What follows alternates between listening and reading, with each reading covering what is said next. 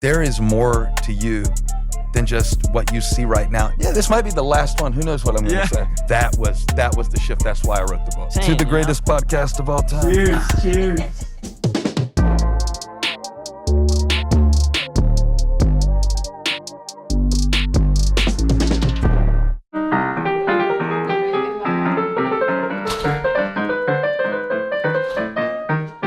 Got a big episode today, ladies and gentlemen, boys and girls. I would be lying if I said I wasn't a little nervy, but it's gonna be good. I gotta pee. Should I pee now or just not pee? I gotta pee. Go. My boy. What was it dry? It's not too bad. I did the whole 24-karat magic. Good one. Hey, JT. How are you? I'm great. How are you? Great, man. Thank you. Appreciate it. We're going in live A, right? Yes, sir. Good afternoon. Hello. How are you? Good. How are you? Good.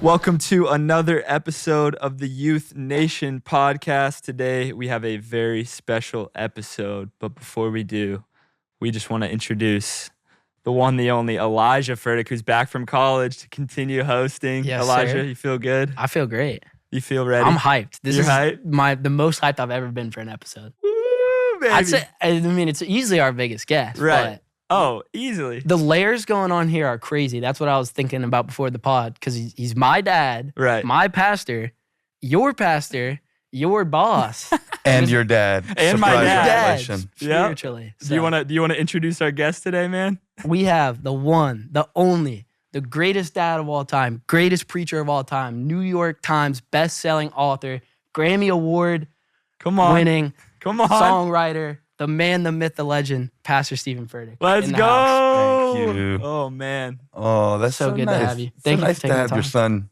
Keep going. Finish the stuff.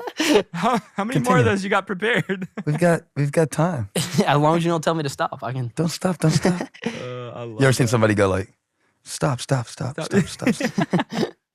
Oh, man, I love that. Before we get going, I love when a preacher gets up and the people are trying to show him a standing ovation, Right. and they go, sit down. No, it's for the glory of God. They're just trying to be nice. Right, man. They just want to honor you. Making Yeah. the crowd your enemy. Thank you. We've been talking about a way for you to interview me for 3 years. For the longest. Mhm. This has been in the works. And we kept going like, when will be the time? Mm-hmm. And y'all have been doing such a good job with the pod. I'm proud of you because Thank I see how hard you go, and I see how you wait for people to finish concerts at 2 a.m. and haul stuff all the way to Texas. And it's good. I mean, I thought when you did an episode or two, like, well, let's see how serious they are about this. But you've been consistent. And I think some of the conversations that you've had are conversations that if people really, really sit with them, they're life-changing. So to me, it's more than just getting some good interviews. It's like putting truth in people. Right. You know, so I'm really proud of you. Thank you. That means the world. Yeah. That honestly does. Yeah, it really does. And it's just been such a special journey to be able to do with him too, for sure. We're going to get into Elijah and fatherhood and all that All stuff. that. But bro, it's just been with you, bro. I remember the journey. day I came to you and was like, is this a good idea? You know what I'm saying? Like, it's been floating around in my head. I feel like it's something God placed on my heart. And I think you were 16 at the time, which Yeah. is so crazy. Yeah. It's like, bro, is this even like a good idea? And you were like, whoa, Yeah. yeah, like, let's do this thing. Let's run it. So it's been It's a full circle an moment honor right now. to be able to do with him and with this house. So Great work. What number episode is this? this will be around like would it be? 25. 25. Yeah, We got something in the books. yeah, Good foundation. Yeah. for sure. We definitely got to add more to the foundation today. Yeah, this might be the last one. Who knows what I'm going to say? They might shut us down. Might shut us down. This is man. unfiltered. Yeah. After dark. Yeah, that's what I'm Unfiltered saying. After dark. So Yeah. speaking of unfiltered, you want to introduce our game to start out? So we normally start off with a game, I but wondered today, if y'all were going to do this to me. today we You're got not a ready, though. special one because we were intentional about this one. You don't see it coming. And we hope it's fun for you. But today we are going to play a little game. The game is going to be, is this a sermon title you've preached, or is this a Metallica song? And you're going to have to guess which is which. I should win this, right? It would be very funny if you got one wrong. Yeah, I can't imagine slipping on this. Let's go. Okay, let's do it. And this could be from any time. Yeah. We've been back in the vault. Uh-huh. So, Yeah. first one is I'm the One. Oh, that's a sermon. Sermon title, correct. Yeah, One is a Metallica song, but I'm the One is a sermon title. There we go. Ding, ding, ding. December 9th, 2019 is when you preached that one. No. Yes, that's right. And then I did He's the One, He Was the One Yeah. this last year. That was really recent. I didn't realize that was a sequel. Thank you, JT. Keep going. Jeez, yeah. Master of Puppets going, is definitely a Metallica song. I'll just go ahead and... Just go ahead. Disclaimer. Okay, here we go. Next one. Too Far Gone. That's a Metallica song. Metallica song off the album He's Too Good. 72 Seasons. Mm-hmm. Okay, on to the next one. We're Do you two know for about two. 72 Seasons? I don't. That It's I about was how the looking first through 18 years of life form our psychology, and those experiences, whether traumatic or developmentally productive, shape us into who we are. So 72 seasons, 18 years times 4 is the whole theory, 72 seasons. And you're 18. So the 72 Whoa. is And And our 18 church years. is about to turn 18.18. So I've been Jeez. listening to Metallica 72 Seasons as preparation spiritually for our 18th anniversary. Wow. And in honor of your life. What are the Wow. odds? Let's go. This is All crazy. right, next one. This I is like crazy. this game. Next one. Here we go. The Day That Never Comes. That's Metallica song. Metallica off the album It's too Death good. Magnet. All right. Magnetic. Sorry. Yeah, he's correct. He won't That's let you so slip by crazy. with Yep. incorrect Metallica facts. Okay, You next can- one. You can misquote a Bible verse, but leave Metallica alone. You misquote a Metallica line? Leave gonna them let you out have of it. Okay, next one. Before and After. That is a song that I wrote with Amanda Cook and Jason Ingram, not Metallica. And it is also a sermon title that I preached about the baptism of Jesus and how he received the affirmation of his Father before he was tempted by the devil. And so it is a song title, but not a Metallica song title, and a sermon title, right? Yep. That's exactly it. Bingo. February 26, 2018. Let's see if I can get him with Sermon my title. 4. Okay, all All right. right. He's 4 for 4 right now and adding It context doesn't look to like he's everyone, going to so- slip up. I But don't think so. all right, you ready? Ready. The struggle within. The struggle within, it suits you fine. Struggle within, you're ruined. Struggle within, you seal your own coffin. You're struggling within. Down. It is a deep cut from the Metallica Black Album. I believe it is track number 11 on the Black Album, 1991, produced by Bob Rock. Black Album is too easy. We shouldn't have given him that one. But it is a He deep said it was cut. a deep cut. It's a deep cut. Wow. Reaching out for something you got to feel. Clutching onto something you thought was real. Okay. Starving Son. That is crazy. That was a sermon about Jacob and Esau. But what was so fun about that one, I compared it to the prodigal son. Okay. Remember the prodigal son left home, spent his inheritance, wild living, harlots, all that. Comes back, 808's in the house. The older brother's like, you can't party. He squandered our money. Father's like, no, he's dead. He's alive.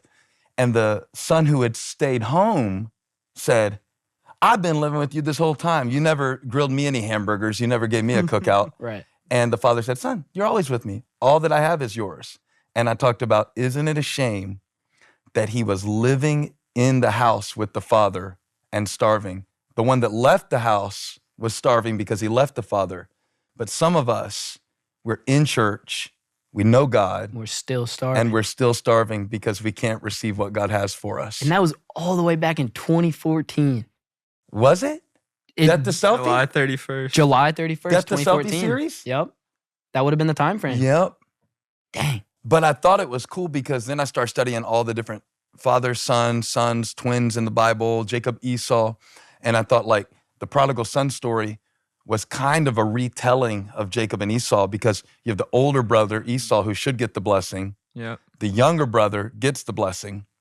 Prodigal son story. The older brother should be blessed. He's living in the house. Right. Jeez. And then the younger brother gets the blessing even though he doesn't deserve it. And why did he give Jacob the blessing? Because he was starving. He gave him the blessing for a bowl of beans. So like Esau would be like a 16-year-old girl who maybe is starving for affirmation, starving to be told, hey, you're beautiful. And so some guy comes along and gives her that little shred of affirmation, that little crumb of affirmation. And she might sell herself out maybe physically, maybe go further than she wants to, Yep. or feels like her values should let her go. But sometimes when you are hungry inside, you forget who you are and you trade away your identity for temporary relief from the sensation of a Jeez. feeling that Jeez. sometimes you can't even name. And some of the things that we do in our lives that we look back on and feel shame about, we didn't do it because we were evil. We did it because we were hungry. So that was that whole series was Jacob. Yeah, because the whole death to selfie was Jacob. Yeah. So then that's how you kind of tied I in some should of bring the other- that back. I should bring that whole series back. That would 'cause be dope, a revamp. when I think about that series, like the whole impetus of it was something Bishop Jake said. He said that God can't bless who you pretend to be. He can only bless who you really are. Legendary Bishop quote. Legendary, house, at least. legendary Bishop quote, which is redundant to say legendary Bishop quote. We Right. can just say Bishop quote. Bishop quote.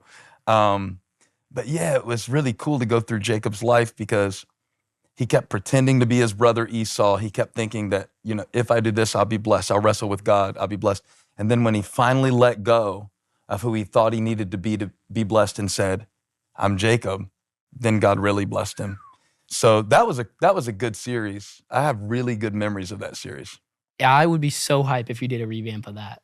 I definitely think you should. Do you put that think on in a way though it'd be like almost, I don't want to say a cop-out, to go back and re-preach the old series, that it would feel like I feel like there's such new remake? implications with how much like technology in the world has changed since 2014 that it's almost like you might even need an update, it might be a little bit hard for me too to hear what I said 10 years ago and say, I don't even think that's right anymore. Maybe you could have a chance statute of limitation. fix it up a little bit without anyone looking back. Yeah, it could be like fixing my own bad theology from 10 years ago. If you ever run out of sermons, now we got a Yeah. plan B. I heard somebody say the other day, they're like, I think Stephen Furtick or Elevation is okay, but I don't agree with everything he says. And I'm like, I don't agree with everything I say. While it's coming out of my mouth, I don't agree with it. When did that become a prerequisite? Right. That is amazing. That's crazy. You know, I Holy just Ghost can't fire, believe heating up in we're.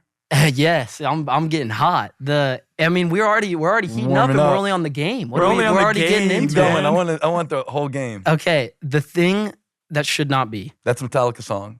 Master of Puppets. Yeah, it's off Master Puppets. Too easy. Too easy. Haunted Heart. Haunted Heart I preached. You know how Christians hate Halloween? Like we have hay rides and we have harvest festivals, but we Right. don't celebrate Halloween. And it's on Yeah. October 31st, but we don't celebrate Halloween. Trunk or treat. Yeah, I'm not making a statement about that. I think that's great if it's your conviction. But I did that sermon, The Haunted Heart, On Halloween. on a weekend. Either it was Halloween or it was close to. And I remember making people put these like Big Lots rubber masks on. But I don't remember what the point of the sermon was. I just remember. You just remember the mask? That sounds crazy with no other I got context. from a psalm or something like that. Okay, that makes it sound a little better.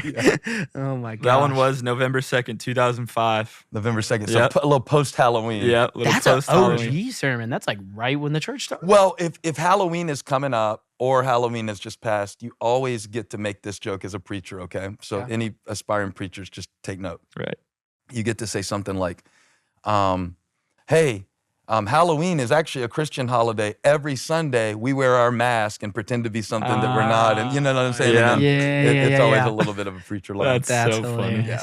I love that. Okay, so before we get into the questions specifically about the book, we wanted to hit the fun questions first, kind of the ones not related to the book, the best ones that we felt like we needed your answer from. But before we get into that, I want to start off by saying a lot of people might not realize this or not really think about it, but you don't really sit down to do a podcast often. So I wanted to ask you, when's the last time you really even sat down and did a podcast? And thank you for this is such a special privilege for you to be able to come on here. It's so rare for you to even do something like this, I feel like. Yeah, same for me. Like, I woke up this morning excited to talk to you, like, hoping we can capture what we have when no cameras are on. Because I told somebody the best sermons that I've ever preached, I preached to my oldest son. They're not recorded. Wow. They're not on YouTube. They're not on Spotify. They're not in this book. Some of the stuff kind of filtered gets there, but I think when you started the Bible Club a year and a half ago. And I know I kind of started it, you kind of started it, It's a but joint effort. let's just tell the story about that real quick. Okay. Yeah, because we have to, because we're gonna reference it so much. Yeah, I wanna just make sure people know where we're coming from in our relationship. You know, we've had the typical father and son bumps and all of those things, but you know, it's a pleasure to be your dad. And one of the ways that it is because you can think on a level that a lot of people my age, and even I struggle to think, and I'm 43, maybe 44 by the time this comes out. And I always felt from the time you were like 5 or 6 years old that if I showed you what sermon I was working on, you would get it quick. And it would freak me out. You're like 7 or 8, and I'm showing you like, then I want to do Jacob and Esau and the bowl of beans and the prodigal son. And you never felt like a kid. Yeah. Yeah, so it would make me want to tell you more. And I don't know if you remember how many Saturdays I'd pull you around like 2 o'clock I do. for that 5 o'clock service. And I go, this is what I'm going to preach. How's it sound? Still cooking. And you'd get so excited.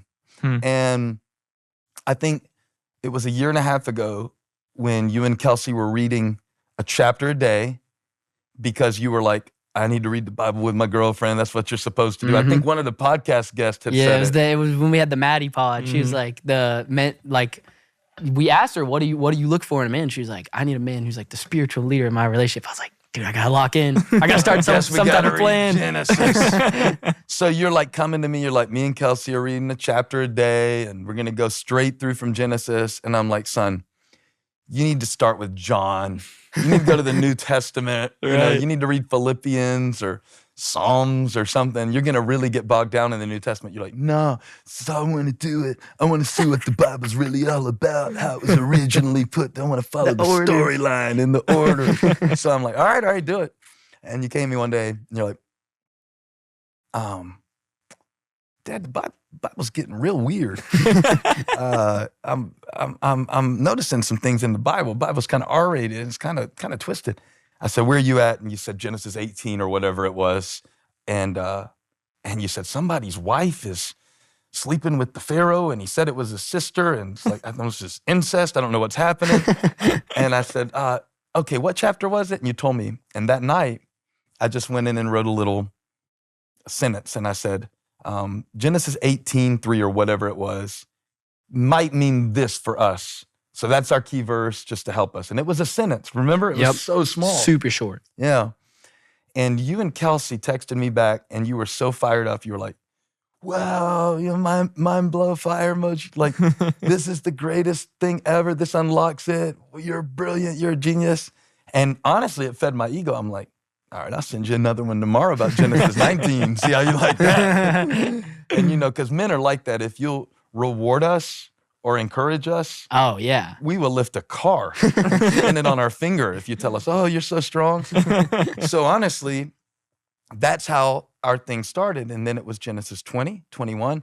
I went in and figured out how to name a group chat on text message, which honestly took me longer than reading the Bible chapter that night to figure out how to name it. And I did the math and I realized if you read one chapter of the Bible per day, it would take you 4 years to get through the Bible. And that's how we got the title. So we named our club Read the Bible in 4 Years Club. Yep. And that was a year and a half ago. And we've done it every day. And what we began to do was I do a verse, you do a verse, Kelsey, and then your mom applies for the job. Yep. And we gave she her a wants to be trial the run. 4th member. She got a trial month. Yep. She jumped in Deuteronomy. And she passed with flying colors. And she made it. Wow. But I wanted to say that as we talked about doing a podcast, because I don't really feel like I came to do a podcast today. I feel like hopefully as a father to a son and, you know, as a pastor, that I can serve what you're trying to do with this podcast by saying some of the things I know. Maybe there are a lot of kids out there who can't talk to their parents about these things, or they don't feel like their relationship's at a place, or they didn't have someone around. Mm-hmm. Or even if you do, I just want to be able to speak to somebody today, not necessarily like I would on a Sunday, but like it was me and you, and we just finished our 4th set of squats. Yep. And you look at me and you ask one of these crazy deep questions, And then 30 minutes later, we're still stalling to do our next That our next leg adrenaline is exercise. getting us yapping. Yeah. Yeah. And that's how I want this to feel today. So I don't look at this like that. I look at it as a privilege for me to be able to share, because I know we're going to talk to each other, but I'm thinking somebody's going to find this right when they need it. Mm-hmm.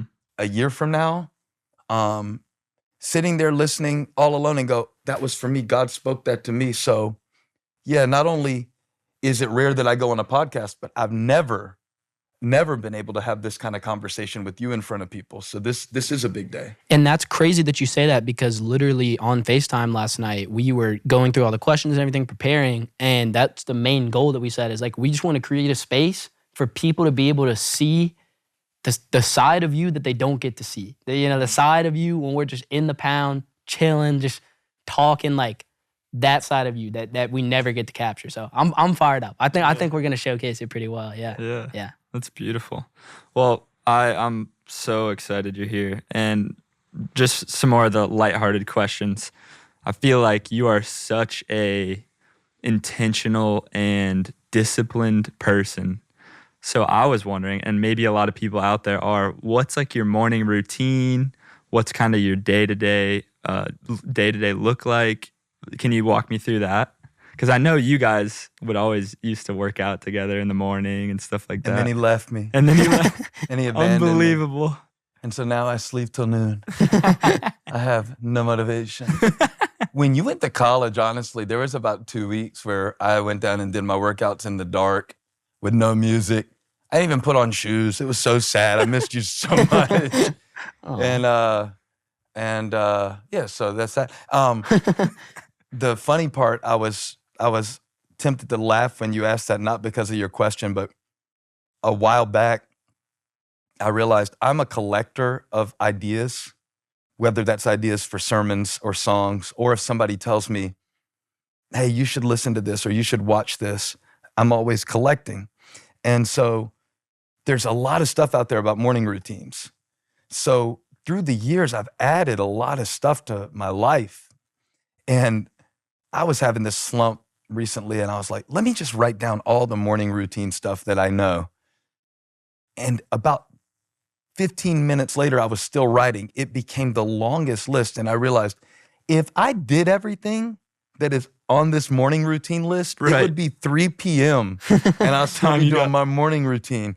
I got to do my Bible reading, my meditation, my cold plunge, my sauna, and I don't even do a sauna, but then my workout, then my stretching after my workout, because I'm 43 and my body needs to, have all the foam rolling it can get.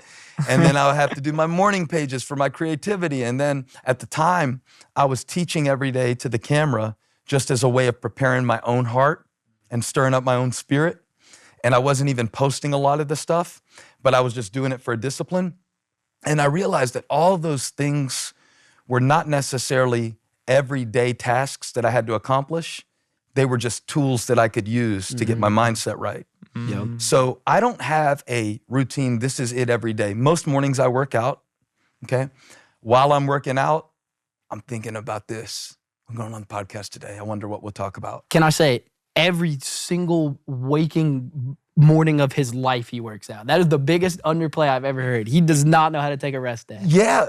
I mean, it is absolutely true. Like, if I don't get to work out in the morning, I feel anxious the rest of the day. I feel like it's a very crucial, if there's nothing else from the morning routine, I would say. Well, because think about it, like when you preach, most of the work you do is in your mind. You're not out like you're carrying wood to somebody's car or something like that. Right. But I'm thinking about the mystery of potential of humanity that meets the divinity as symbolized by the gold that covers the acacia wood in the temple. Right. That's like very dense thing to be walking around thinking about. And then you're Right. thinking about people in your church who are hurting, a kid out there who might be thinking about taking their own life and just carrying all of that. So the workout becomes for me where I can get in my body, out of my head. Yeah. And Elijah will tell you, it looks like a chaos factory in the little room where we work out. We call it the Pound. Have you Right. been in the Pound? I've been in the Pound, yes. been in the Pound? Oh, yeah. I mean, if you walk in the Pound right now, there's yellow Lego pads and white pads, and there's all this stuff sitting around. Writing and on the if you read the walls. scribbles that are on the pads, you would be like, I didn't know Pastor had a 3-year-old that came down here. Like, that's how the writing looks. But that will be the sermon Sunday. Yep. Wow. So what I would like to say about that, and I need to keep in mind that we're maybe talking to people who aren't like, I have to be at school at 7. I can't really sit there and work out all morning. Right. But the point is, for me, I want you to collect things in your life that you can use as tools when you need them. So one of those is going to be developing a habit of how you read the Bible. And then how you let the Bible read you. Because it doesn't do any good to sit down and just rush through, I read a verse of the day, and then you never think about it again. It's good to get it in your heart for that day. Another thing that I want you to get in your mind is like, what do you do when you're overwhelmed? What do you do to set yourself up for the day so that you don't get so overwhelmed? How do you reset? And for me, my morning routine isn't as much about anymore, if I don't do these 12 things, I'm not allowed to eat lunch, because I've been there before. Yeah. I'm very committed and I'm very regimented, and I have to be, because if I'm not, I'll go off track. Right. And sometimes it's been too uptight. So I've had to look at, these are all tools, right? Tools. Journaling, gratitude journals. Sometimes I'm writing down a gratitude thing in the morning. Sometimes it'll go weeks and I won't use that tool. And then I'll feel like I need to bring it back. So you're in a season of life where you're experimenting to find what are those tools that help you get tuned up to truth in the morning. Yeah. Yeah. Wow. Yep. Tuned up to truth. Tuned up to truth. That is literally the best answer you could have possibly given that question. And we're going to get more into talking about those tools, because that's something I feel like you talk about so much. But hard topic switch for our next question. Although a lot of these young cats, they might be out here thinking they're the drippiest preacher, right? I say you're the OG of it all. I feel like you set the trends for how pastors would dress for decades to come, even if you don't realize that as much. So my question is, how do you balance being a pastor and having such good style? And do you ever feel like you take any heat for that? I'll tell you this. There's been so many times that I have taken something from my closet and given it to you because I thought I was done wearing it. And then I see it on you and I'm like, that looks so good, I want it back. Like, you make the clothes look so good. I'm like, Let's go. where'd you get that? You're like, from you. I'm like, give it back. It's like you show me the potential. He's of not what it can lying. be. That really yeah, has that happens. That happens. That's so crazy. No, I mean, I'm going to be honest with you about this, okay? Because I could give you like a patent answer that says, well, it's not about what's on the outside. God looks at the heart. Well, that scripture that says man looks at the outward appearance, God looks on the heart, is God talking about David versus Saul. And Saul looked like a good king, but David had the heart of a good king. Secondly, what does the first part of the verse say? I'm not sure. I just said it. Wait. Man Oh, man looks looks at at the... the outward. Yeah, man Right. looks at that word. Yeah. So we're often so quick to rush to the second part of that. But it doesn't even say that's bad necessarily. Well, we have to be aware that people look at us. Right. Right. And the thing about being a pastor was, even when we had no money, I understood that I'm making people look at me for 45 minutes Right. Yeah. every Sunday. And we got all these lights and cameras. So I at least want to be intentional about what I wear. 100%. I've had some terrible misfires through the years. Like when they ever do like an anniversary video and they're showing like 2009, I'm like, can we just do this with audio? Because I cannot, those Swarovski crystals on the back pocket of those jeans, like what was that? That's fire. So the real answer to you is, I was never somebody who was very in love with fashion, but I remember your mom used to go to Dillard's on Saturday and find a sale rack and get like this $3.99 shirt, $3.99 shirt. Let me qualify this. Right. And I'd be so excited to wear it because it was new, and she picked it out. And I started at that point going like, hey, it's not about how much something costs or whatever, but when I go in on Saturday or Friday or whatever to say, this is what I'm going to wear on Sunday, even if it's casual, or even if somebody on the comments is going to say, you know, why are you wearing a shirt that says Garth Brooks on it? Garth Brooks sang about alcohol and we Yeah. are blessed Lord. He turned water into wine. It's very hard for me to understand why people pay so much attention to those things, but I know that people look at the outward appearance. I'll tell you this. There was a dude who said in a young preacher seminar that if you're getting ready for your sermon and you spend more time thinking about your outfit than your outline, in other words, like what people are going to see versus what God wants you to say, you got it out of balance. Yeah. And one of the things for me is I don't really want that to be consuming for me, but I do care about it. Right. And there's a difference between being consumed by, am I wearing that? Sometimes I like to wear pieces that others gave me. I have a lot of friends who will send me this or that. Right. And a lot of times I'll go like, I don't know if I could pull this off, but it makes me feel the love of this friend that gave it to me. Wow. And I'll wear it and I'll kind of feel like they're there with me. Right. And then sometimes it's just like, ugh, I feel like I look so dumb in all of this and I don't even know if my message is any good. And wow, like what is actually going on with these gray hairs and the beard? I mean, but think Yeah. about how many kids are going through that exact same thought process every morning before they're waking up and going to school, Like, that's why I feel like this is such an, It's big. yeah. It's big. It's big. In my day when I was 16, we liked to shop at Goodwill because I was a punk rocker like Rancid and Green Day. And so if you could get your knockoff Doc Martens like or your Dickies or whatever like that, you could pretty much do it for, a cheap price. Right. And it always becomes a source of identity. But you know what? The thing that worries me so much when we get into these conversations is man looks at the outward appearance. God looks at the heart. To me, it's a problem if I can't see past the costume to see the character of somebody. Mm.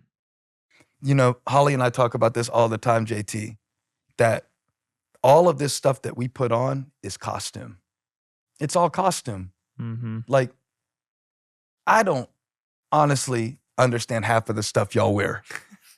I don't Fair enough. understand a fourth of the stuff y'all wear. Right. I know that says more about my lack of relevance than it does with your fashion. But one of the things I love about my age right now is I love to see the time, not when you've got the fit exactly right and the shoes with that means nothing to me. I mean, it's fine. But when I see you smile, when I hear you come through with a vulnerability and share something, when I see your character shine through your costume, you just have to take my word for it. Like, I care about this stuff too. I just as much as anybody, I'm like, man, I want to wear something that I like the way I feel and the way I look. Right. But to be defined by that, I think that is one of the saddest things about being a teenager is that you are so judged by that people never get beneath that costume to see who you really are. And they never give you the time of day almost. And then we learn these little rules to play along with. It's like, oh, well, if I wear this, I'll be seen as that. Mm-hmm. And so then we almost learn how to crack the code. Yeah. And the problem with that is not so much that it makes you evil or it makes you bad, but I think it can leave you feeling obsessive about all the wrong things. And I know we can't wave a wand and make it where everybody just looks past and sees like how God sees. But I mean, just hear it from my heart. How many times have we talked about this, that people are always impressed by the wrong things? Yep. Always. Mm. Even when it comes to crowds and appreciation and things like that, you'll hear somebody sing a great song and everybody will clap and they'll go, wow, they're so anointed. Well, maybe. Or maybe they just have great vocal cords. Right. Because man looks at the outward appearance, the talent, Wow. the thing that they can see. Hmm. And God looks at the heart. So I'd say, even if you know, yeah, I kind of want to put some effort and some energy into how I look, that's great. Like, I want to look good for your mom.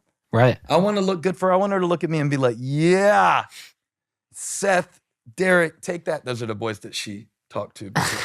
Yeah, like, take that. Those are their real names. Look how I did. That's real names. Can we get I last told names you. too?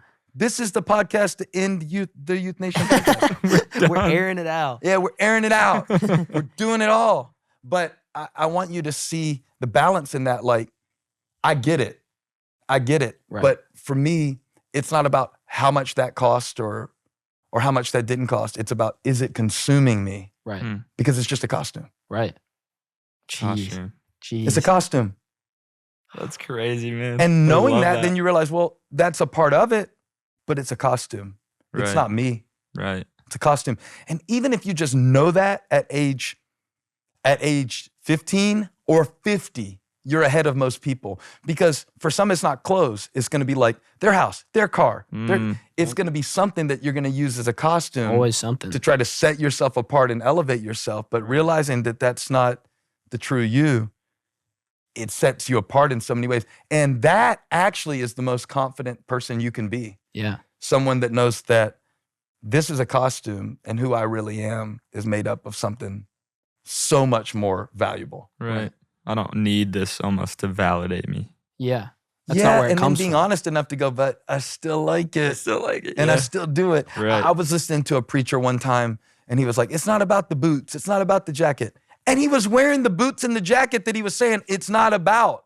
So I'm like, well, let's be honest with these kids and say that even as preachers, we care about things and we put it in. Yes. But I tried to teach you from the time you were like 12, caring what people think about you is one thing. Being controlled by it is another. I would apply that to this gold. conversation. Caring what people think about you is good. That's what's going to make sure you brush your teeth, treat people good, make sure that they Right. are getting a good impression of you.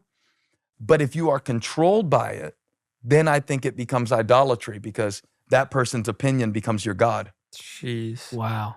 That's amazing. I mean, I think that's one of the most helpful tools you gave me. So just to any like youth out there that's hearing this, like even if you can't really like process it or accept it right now, like definitely tuck that one in your back pocket because it's a good one to have. And we struggle with it. Yeah. We struggle with it whether we're going to high school or whether we're going to our 30th high school reunion. It doesn't really go away. It doesn't go away.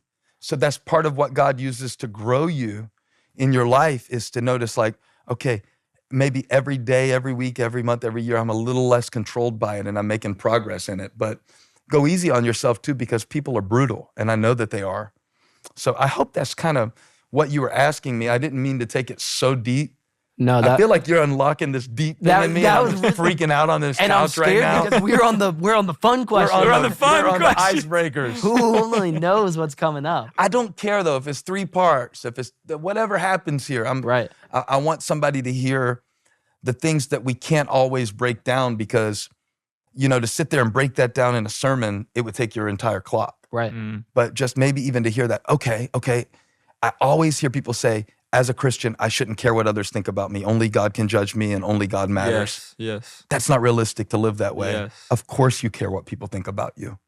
But are you controlled by it? Does it cause you to compromise your values? Does it cause you to get into addictions? Does it cause you to give away things that you really should be saving for God? That's the question. Yeah. Yeah, I feel like oftentimes like we swing the pendulum so far the other way, as in like, you know, we want to get all of our validation, of course, from the Lord and everything. And so we're like, I don't care what anybody thinks or says anymore. You know what I'm saying? But it's so true. I've never thought about it like that. It's like, well, you probably should care. You probably should care. Yeah. But We have a name for people who don't care. what's that? Sociopath. You want to care. I want to make sure I'm including you in a conversation. I want to make sure that I'm making you feel special. I want to make sure that I'm coming across in the best way that I can. I want to represent God well. Right. But if I think that that comes down to this, Yeah. I mean, take me to Dillard's right now. Put me in a $3.99 shirt from Dillard's, if they still make them, if there is still Dillard's. Right. And I will still be anointed on this couch. I don't care. It doesn't change a thing. Yeah, it doesn't change anything. Well, then why don't you preaching that all the time? Because I'm respecting the platform that I'm put on. Yep. But taking that away would not strip me of what makes me valuable. Wow. Right. Clip that. You know that's Clip true. that, yeah. You know that's true. I know for a fact. But it's harder for all of us to live there, Yeah. me included. It's such a tension. I mean, that you just spoke to that in exactly the way I wanted you to. Really? Yeah. That was perfect. Okay, so next one we got hard topic switch. What does godly dating look like to you in 2024? When I started dating your mom, we had this standard, we're not going to kiss before we say that we're engaged. And then when we got engaged, we're like, let's don't kiss till our wedding day. And I told that story everywhere from public school rallies where everybody in the room started laughing, like, and that was a mistake because that really wasn't the audience to be going there with, but I was learning.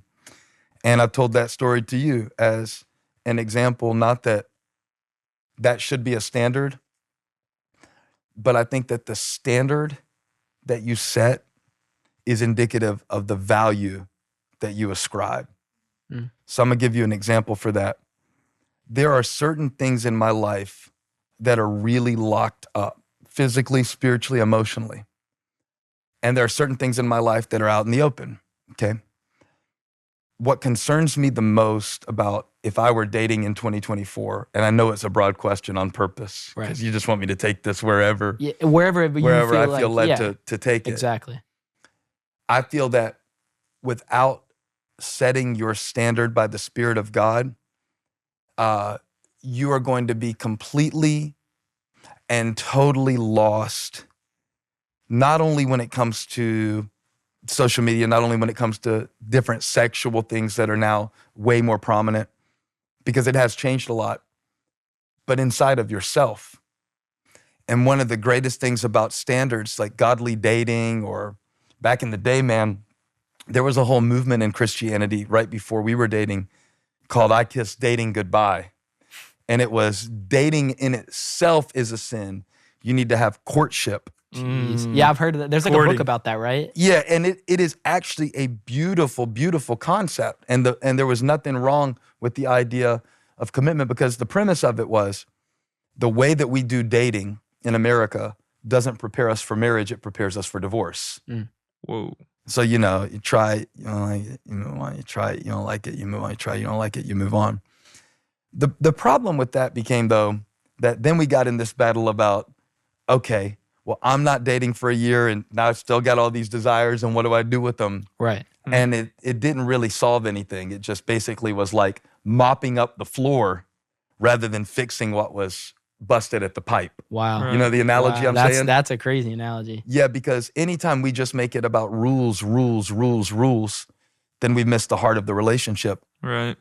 So I don't know. I would throw it back on you to say, do you think that's weird that we were like, we're not going to kiss until our wedding day? Does that sound almost like alien to y'all to hear that that's where we set our line at that point in time? No, sir. I think that is the ideal way to do it, because I feel like so many of my friends or whoever that I hear the problems they get in their relationships is based off of kind of this jealousy of, whoever their partner's past is. And I feel like that's such a thing that sort of creeps into so many relationships these days. And so I think like the more that you can eliminate stuff before you meet your wife, like that's going to be kind of awkward if you meet your wife and she's kissed another dude. Like if anyone's honest, you'd probably rather her not do that, and same her for you. So I do think that that's like ideally the best way to do it, 100%. And I think when you said the word ideal, it tapped something in me. Like our ideal of what a relationship is going to be like is usually so unrealistic. There is no ideal friendship. There is no ideal father-son relationship. There is no ideal marriage or dating relationship for that matter. But I would ask this question, just like if I was looking for one guiding principle. Are we after the same thing? Are we both seeking to glorify God with our lives? Let's start there. Do we both want to be more like Jesus, even though we know we have struggles? And if you honestly know that that's not happening, how can two walk together unless they be in agreement? If you're chasing one thing and I'm chasing another, it's going to rip us both apart. Yep. So I think you start from there. And man, I don't know how we would have done if we were dating in 2024. I think it's tougher, but I think that Jesus is still enough. And I think that a form of purity still matters. And I'm not saying don't kiss, but I'm saying, and I used to teach dating seminars. Yeah, I can go as deep as you want. I did dating seminars for 3 years. Jeez. If I was going to preach somewhere, I'd say, now give me Saturday morning for the dating seminar. And you would have just whoever wanted to come, or was it like couples? No, they all had to come. Sometimes I would just get the boys, And then we went in. Yeah, that's when it got real. That's when I could. That is the explicit Youth Nation for men only podcast. Right. That's Can't find not those today. on the vault. But I want you to know that I think there is a great value on your life. And so anybody you allow to be connected with you, or especially the connections that you make that are physical, I want you to guard the treasure God has put in you. And I'm not saying that as somebody who thinks it's easy. Oh, that's easy for you. You're married. I wasn't always married. You know, we had to navigate many of the same things. It's not like because I was anointed as some holy man of God, I didn't have the normal hormones and normal I mean, I can sit here and talk to you about how attracted I am to your mom physically. Would you like that? No, sir. Okay, next question. All right. Next question. Next question. So I feel like Because now we kiss. I feel like, me being here. That was always my line when I would do the dating seminar. I'd tell that story. We didn't kiss, and they'd go, "You're so stupid. You're so virgin. You're so old school. You're a Puritan." And then I'd be like, "But we kiss now." uh-huh. they're all And like- then I would like, "How far is he gonna take this?" And then they're like, no, People we get actually so don't. nervous. Go back to what you're Sorry. doing Oh, yeah. before. No, I was going to say, by proof of me sitting here, I think you guys have maybe done a little bit more than that. But Oh my gosh, man. We really just saying. Is this a Metallica song or a It podcast? might be, man. Yeah, We that might was some still be on the Metallica game. song energy. Oh my Bust it out gosh. there. No, I want to ask you about. So obviously, a lot of people know you as a preacher and the best, if we're saying Okay. that. But a lot of people who I come in contact with who listen to your sermons, love what you have to say. They don't know you're a songwriter, Mhm. which kind of blows my mind. But I guess I've been in it for a little while. So one of the memories I have with you is the first tour I ever went on, and I don't even think you were there yet. Mm-mm. We were sitting in the stands. I think Pastor Holly was going up to do her little ministry moment that she was doing. We like dapped up, and you told me the song story behind "Oh Come to the Altar," which is like just a pivotal song in my walk with Christ, and I feel like probably so many people watching. I would love for you to share that story if you're cool with that. "Oh, Come to the Altar" was originally this idea. I had something on my phone for about a year called "My Life Be an Altar." And it was kind of this mopey, I don't know how to put it to you other than just kind of confusing lyric. I remember the lyric, it was, "My life be an altar. Your life laid down my sacrifice. Your name be exalted. Your kingdom come, my one desire." That was lyric. Wow. And I'd show it to Chris, and just to give a little more context, I grew up playing music with bands covering Green Day, covering Hootie and the Blowfish. I wasn't good enough to cover any Metallica songs. And if we could get 10 people in a generator out in the woods somewhere, we would play for them on Friday nights. And when I started preaching, I've been preaching since I was 16. Part of what I would do was lead the songs for the kids, and then I put the guitar down and preach. When we went to college, I started a big choir. These are stories we can tell later or another time if you want, but just to know that when I became a pastor, I kind of felt like, okay, I'm going to lay down this music thing. I had begun writing songs for a church that I was at in Shelby, North Carolina. Right. And I remember flying out to Nashville for a songwriting thing. I didn't do that much, but I was just starting. And we had decided it was time to launch the church in Charlotte. I remember going, okay, God, this is my last songwriting session. I'm going to give that up for you.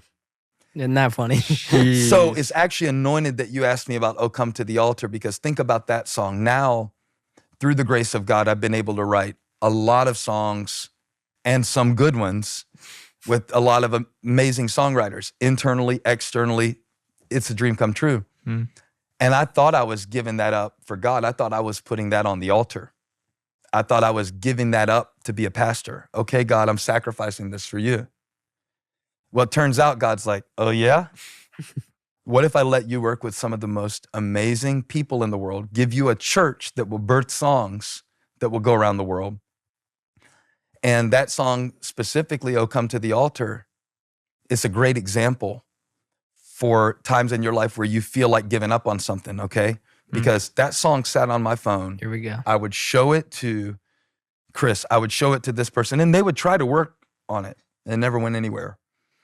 And we were at this mountain house on a songwriting retreat, and I sent 2 of our songwriters to go work on that. I said, go work on my altar thing a little bit, see if you can get anything. And I was in working on another song. And they came back hours later, and I said, did y'all get anywhere on my altar song? And they both said, it's a hard one to crack. I said, yeah. I bet they're And wishing one they of the would have other- cracked it now. One of the other guys goes, yeah, I've never really gotten it. And I kind of felt that little offense. And then I'm like, you're right. It's just too complicated. My life be an altar. It sounds like Yoda or something. It sounds like a King James thing. My life be an altar. I said, yeah, let's don't just keep beating it to death. Like, it's just, we don't have to worry about that song anymore. Unless it was simpler. Unless it was just like, not in 4/4, but in 6/8, which is the like swingy time signature. Mm-hmm. And I started strumming, oh, come to the altar. What if it's just that? Chill. The Father's arms are open wide. And the chorus came out pretty quickly. And Chris Brown says, well, if you're going to do that, and he pulls out his phone. He's like, I was singing this thing the other day. Are you hurting and broken within? And it matched so beautifully. And about 3 hours later, the song "Oh Come to the Altar" was there. Wow. What I love about that story and why I'm so glad you asked it is because how many times are you about to throw something away? Wow. And just at the moment, you're like, man, I'm sick of trying to live for God. And I'm sick of trying to like actually be good to my parents and all they do is scream at me. I'm sick of trying to quit. I'm sick of trying to quit smoking. I'm sick of trying to be sexually pure and I'm sick of being alone on Friday. I'm sick of this. Just at the moment that you feel like you're about to give it up, sometimes that's when God breathes and it becomes something amazing. Wow. And it's so cool that the song is about the altar because the altar in the scripture represents the place where they would go to lay something down and it would die. And when you feel like there's something in your life that's dying, God brings new life out of dead things. Wow. Jeez. That's the premise our faith is built on. Yeah. That's why we celebrate Easter. Right. That's what Jesus does. So you asked me about songwriting, but I really feel like this is something somebody needs to hear for something in your life. It may be songwriting, it may be creativity, it may be a dream, it may be a talent God has given you. But it may just be yourself that you're about to give up on. And every time we sing it, JT, that's why I probably turned to you and said that. I didn't know that was a song that meant a lot to you. But in that moment, I wanted you to know, you see how 10,000 people are singing this right now? And they're saying, oh, what a Savior. I wanted you to know, we almost threw that away. And I wonder what we almost throw away, that if we would have just one more time been patient with God, maybe it could have been something amazing. Jeez. So I will never forget that moment. And I will never ever forget the feeling that the guy who gave up on the song had when he came back and heard what we wrote. Because he came back and he was like, what just happened? You got to get this guy on the pod next. Right. You know him. Dude, okay, after On to the next question. Okay. He's actually in this room. Oh man, I love that. Thank Before for you sharing hit the that. next one, though, Yeah. I want you to give the exact way that he told it to you, because I think it's so hilarious. Like exactly which what he said way? to you on tour. Like just what he said to you when he pulled Oh you yeah, in. well we were. It was like say hi to your neighbor kind of moment. You got to or do the whatever. voice too. And Does he do a good me voice? Well, it's just No. it's a voice of this moment. A voice of the moment. I guess yeah, we just Like a Metallica song. that is. You dapped me up, pulled me in, and just like held me there. You were Such like, a legendary line. you want to know the story about this song? Because I think we had just sung it. Uh-huh. And you were like, I almost threw it in the trash. No, you're like, I crumpled this thing up. And Yeah, I threw it in the crumpled it trash. up and threw it in the trash. I just thought that was such a legendary way to tell him that. I almost crumbled this up and crumbled threw it this in the thing up. trash. Bingo. And it was like the Did I say whisper that? kind of like Was it low voice? low voice That's how kind of he says whisper. it. Yeah. Crumbled this up and I almost threw it in the trash. I can just totally picture that moment the Oh, way yeah. he tells it to me. It was a beautiful moment. It really was. But I was shocked. I'm glad you enjoyed the moment. Yeah, I'm it glad was- you enjoyed the hug. Yeah, it was great. Now Great. Glad you everyone has the enjoyed full the story. Oh, that's great. So I've always kind of wanted to share this with you guys, but this is a perfect opportunity. Okay. I think getting to know Elijah has been like one of the joys and the pleasures of my life. And I'm not a crier by any means, and so I'm going to try to get through this without tearing up because he is such a special man, 18 years old now. And I think before I got here, obviously this house has ministered to me so much just through obviously your sermons, the songs that come out of this house, both of your guys' sermons. But obviously I had no direct relationship with you guys. I never met you. And one of the things, so with no context, that's all I know you as, right? Like preacher, songwriter, whatever. So one of the things, just getting to know Elijah and then getting a little bit of time with y'all is one of the things that impresses me and just absolutely fires me up so much is how much you just want to be a good dad and how much I see that affect him in the most positive ways. And it's been like just a pleasure to get to watch and something I admire about you so much. And what would you say, so you've been a father for 18 years now, what would you say has impacted you the most about being a dad? Like, how did being a dad change your life? Yeah. I don't feel like being a dad changed my life. I feel like being your dad changed my life because being your dad, being Graham's dad, being Abby's dad, but specifically, I always tell you, you're the one who changed my name. I was never dad. You made me dad. You changed my name. Much like God changed the name of Jacob and Simon Peter, you changed my name. And when we look at our relationship, now I get to give back to him from my pain, my mistakes, and all of those things. And you're asking a question that's basically like, what is the meaning of life? To say, how has being a dad changed you? Because if you put me in a room with this boy for an hour, he's going to talk 57 of the minutes probably, depending on if he had caffeine. And in the time we're together, he's gonna probably tell me very random drop that's happening from a rapper on an obscure label and something about Balenciaga that I could care less about. And maybe JT hadn't hit me back about this pod yet. And he's getting on my last nerve. And we're going to go in like that. But invariably, like, I will find something in my heart to give to him. And when I said a minute ago that he is an unlock for me, and that our Bible club has unlocked me, I want to specifically tell you, like, nobody can really explain how much having a kid makes you realize, oh, this is not a game anymore. A person will die if I don't bring home money. Right. You got to lock in a little. That's the foundational change. Yeah, because she's got a degree and she could go teach school again or something. Yeah, but she'd be all right. you She's got were parents. little and dependent and all of that. Let's skip to now. When I'm stuck on a sermon, to show you how I feel about him, I'll picture like, how would I say it to my son?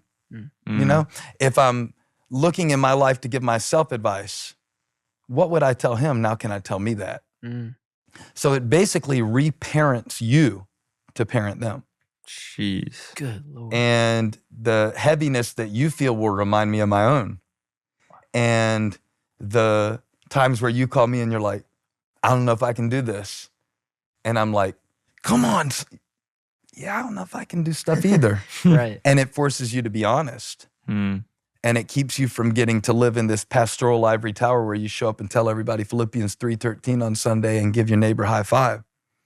And it puts you back in touch with who you really are. And I'll tell you something about him that don't respond to this because you're going to be like, no, that's not true. But I want to say what I want to say. He is better at so many of the things that I loved. Like, I love music. He loves music. He's 10 times more musical than me. Now, I've done some good things in writing songs and I've done some good things with music. I'm not diminishing myself either. Mm-hmm. But you get to see this amazing thing that you love. Like when he released music 2 different times while he was living at the house as a full album, I'm like, I never even learned how to turn up my own distortion on my own guitar. He has released an album. He figured out how to get the publishing rights for a cover song. He figured out how to, and just watching him do that, it was very healing for me to watch his journey. And it also keeps you from becoming complacent. Mm-hmm. Oh, because yeah. you realize yeah. there's one coming up behind you that if you set an example of talking to your wife sharp, then you're going to hear sharp talk. It's not that I take credit or blame for who he is. He's his own person. And there's a certain point at which he has to be his own person. Mm-hmm. But I've realized like, ooh, not only are you watching me and not only is my example affecting you, but it's kind of like you ever go in the gym with a partner and you're like, I get more weight when I'm with them. 100%. When you have a kid that you love as much as I love Elijah and that's as talented and as smart and as loving as he is, it makes you want to be better for them. Midlife is a time, JT, you start feeling like, oh, dang, so I just pay bills and like preach another sermon every week and just like, I have to do this forever. It can feel really weird and endless. So Eugene Peterson says that God gives you an adolescent child in order while you're in your middle of your life, they're in the middle of their childhood. Jeez. And it basically keeps you from becoming complacent. Wow. Because in order to kind of navigate them through life, you have to continue to navigate yourself. So I think it's one of the greatest gifts God ever gave me. I know it is. And I couldn't be more thankful for that. And I couldn't be more grateful to have such a great dad. W moment. I remember one time to speak to like how incredibly talented he is. I've never seen somebody, if he wants to do something, he will do it. And it's going to be excellent. I think it was the Maddie podcast. We had flown to Miami. It was Charlie Hughes Young Adult Conference. We shot the podcast. For some reason, we had like a super quick turnaround or something. And we get on the plane and I have no idea where he's going with For this, real? by the way. You don't I really remember don't this? remember this at all. So You flew the plane. You landed You it. don't remember? You had to make an emergency It was landing. amazing. No, so normally we bring the footage back, we dump the footage, one of our editors edit the podcast, and then we put it out. We had a quick turnaround for some reason. He's like, JT, can I get the Wi-Fi on the plane? I'm like, yeah. And he's like, I'm just going to edit the podcast. And I'm like, have you ever done that before? He's like, Exactly. nope, but I'm going to. That's what I'm telling you. We touch down. I go up to him. We were a couple rows separated. I was like, how did it go? He's like, it's done. I was like, oh, and I made the thumbnail too. I'm like, bro, what are we talking about?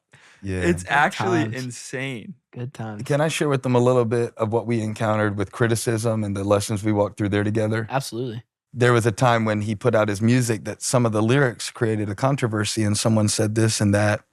And he came to me and I thought, oh God, this is going to crush him. He'll never make music again. But I underestimated him. You know, he learned what he needed to learn from that. He recalibrated and he made more music. And I think if I were 16, like, it's weird. You had to grow up in so many ways, not only as a pastor's kid, but as the influence of the ministry grew.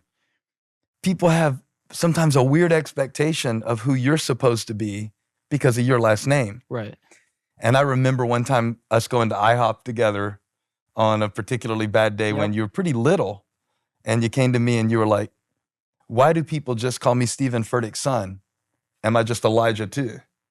And we processed that together.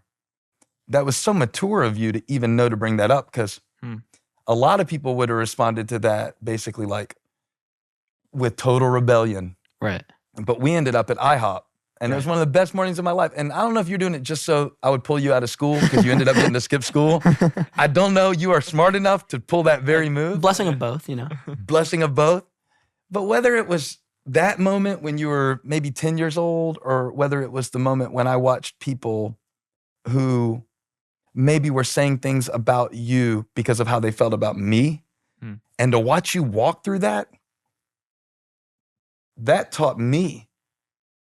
I looked at myself and said, if he at this age can be that stable, not that it doesn't affect us, but nobody can rock us. Like, it's us, what God has called us to do. When God gives us correction, we respond to that correction. Right. But they didn't call us. Right.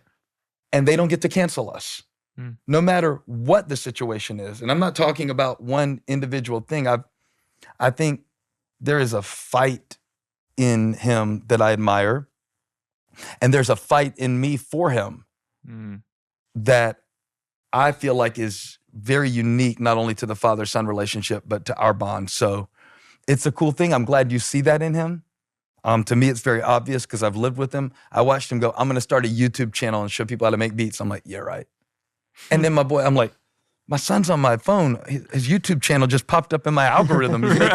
He's teaching me how to make a plug R&B. I don't know what a plug R&B is. Is this legal? What's he making up there? All right. So it's been amazing is what I'm trying to say, JT, and it's still unfolding. And I always tell him, give me grace. This is your first time living. This is my first time parenting. I never sent a kid to college, and I'd never changed a diaper and I'd never done any of it. For my first kid, I put a little extra money aside. I have a college fund for him and I have a therapy fund for him for whatever he may need because I'm making all my mistakes on him. Okay, so it's special. Oh, that's beautiful. Thank you for sharing. Love it. That's great. I want to talk. We're going to get into the book, I promise. Should we just segue now to the book? I feel like it's such a banger question. I know. We should talk about whatever y'all want. And if we don't talk about the book, we'll do a part 2. Okay. I don't care. I want to talk about what you think is going to help the most people or what you want to know. I'm here for you. I'm let's here for just them. flow and see how far we get. Beautiful. Beautiful. Yeah. Okay, let's keep so going. obviously with y'all's journey, you've been preaching since you were 16. You've been married. You have 3 amazing kids. You've grown and built one of the most beautiful expressions of the local body of church. I'm sure along the way, and songs and everything, there's been some up and down, some peaks and valleys. Can you maybe speak to a moment where you, throughout this whole journey, possibly wanted to quit, and what got you to the other side? A moment that I wanted to quit and what got me to the other side. Mm-hmm.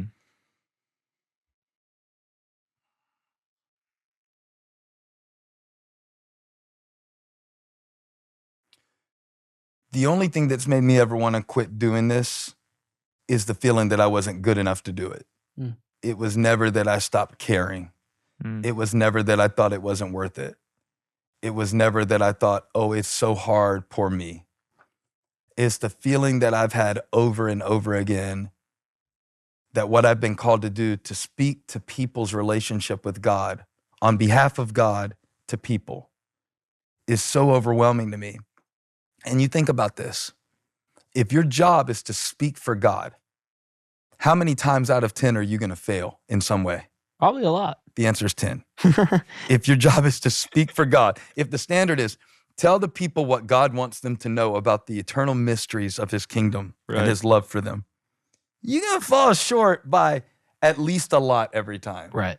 So I won't answer you with a time because there's too many to count. I'll answer you with what I think is behind those times is like, remember, and we kind of can merge into this because in the book, Do the New You, 6 mindsets to become who you were created to be, available now. Available at all right major now. retailers. Right.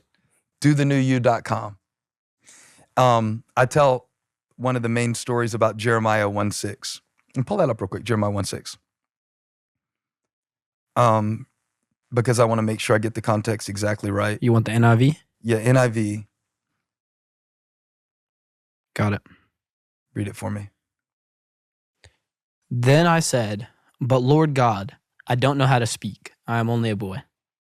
And then what does verse 7 respond with? But the Lord said to me, Don't say, I am only a boy. You must go everywhere I send you and say everything I tell you to say. Do not say, I am only.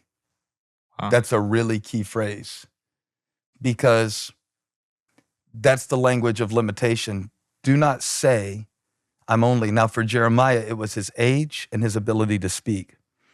Remember, I started the church when I was younger than you are, JT. So how does that sound to you? Like, tomorrow I'm going to drop you in a city with some families. We had a great core team, but I'm going to drop you in a city, and with God's grace, you're going to produce a church. I felt constantly not only inadequate. Now, the reason I'm sharing this is because I know you do too. I know that you feel inadequate to do some of the things that you see other people doing. And you compare yourself and you judge yourself and you feel like you're falling short. I feel like that and have felt like that from the day that I started this ministry and before. But let's just talk about, you said, when do you want to quit? There is never a week that goes by that I prepare to preach that I don't go, I can't do this, God. Wow. I can't.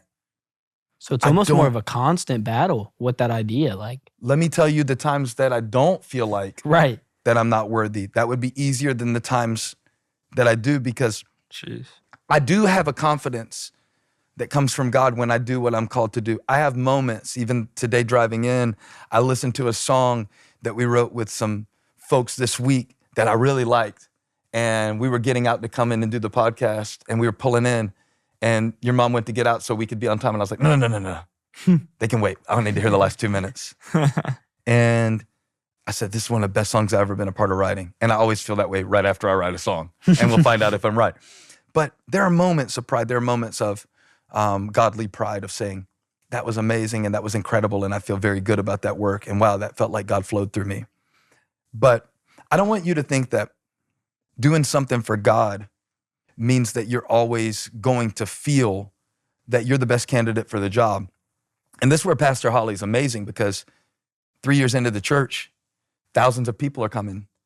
The staff is larger than the core group was when we started. And I've got all these people that I'm responsible to lead. And I said, I don't feel like I'm the leader that is needed for this. And she goes, well, you're the one we've got.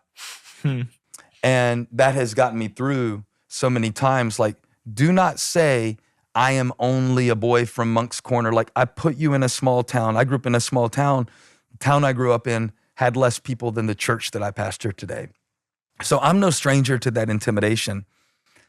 It's not so much that I want to quit on God or quit on the people he's called me to serve. Sometimes I want to quit on myself, because I'm like, really, I'm still struggling with this? I really have been preaching that long and I couldn't preach any better than I just did just now.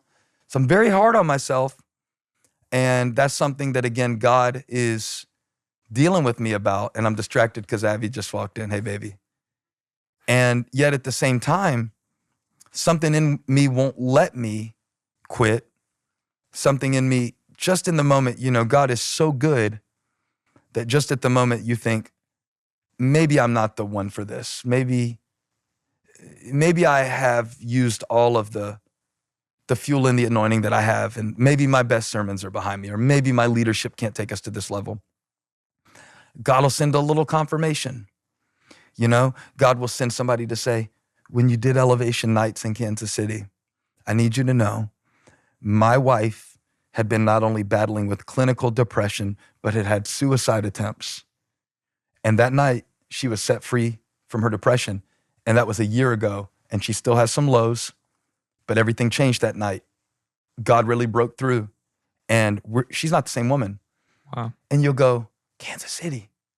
I remember Kansas City. I thought that was the worst sermon I preached the whole tour. Yeah. So you don't know when God is using you. Right. And you don't know when the song you're about to throw away, or the thing you're about to give up on, or the relationship that you're about to sabotage. You don't know when that thing is going to produce something amazing. So please, if God put you in that position, that church, that family, if God put you in that youth, if God put you in that season that you're in right now, please don't think that those of us who preach and teach to you to encourage you don't have moments where we go, I suck. I suck. I'm awkward. We deal with those things. But I think the thing, JT, is that my commitment to my calling up to this point has been greater than my temptation to quit. And God kicks in. And he does it in many ways, and I'm grateful that he does, because if it weren't for him sustaining me, I wouldn't have made it to this couch today. That's beautiful. Wow. I want to stay on this because I feel like this is a perfect way to get into the book. A couple weeks ago, you preached a sermon, Knocking Through the No. And at the end, you brought up a box. And in that box was the final copies of Do the New You, which is out now. Available now, all major retailers. DoTheNewYou.com. That's NEW. DoTheNewYou.com. Yes, sir. Beautiful. I mean, what a plug. That was perfect. You had that box with the books, and you shared a little story about how you didn't want to do it. You wanted to quit. Can you just run us through that story again real quick? Because I think that's... Yeah, I wasn't going to do it. I hadn't put a book out in 8 years. This is my first book that's come out in 8 years. And the reason was because the last book that I did, I don't know, it was good and I put my heart into it, but maybe it didn't do as good as I thought it was going to do. And I remember going at that, I guess I'm just not an author. Remember, do not say I am only. Mm-hmm. And I basically had talked myself into, I'm just a preacher, I'll just preach. And that's fine if that's all God ever lets me do. What a privilege. Like, that's not small. Right. Right. But it was Pastor Holly who was saying to me, I'll support you, whatever you want. If you just want to write songs, if you just want to preach sermons, if you just want to go fish, if you want to move to Monk's Corner and fish. And I don't like fishing. Sounds like so a I dream. don't even know why you used that example. Yeah, you love fishing. That's his dream. Yeah, that's your dream, not mine. The spirit of JT is getting on me right now. I'm talking about fishing in here.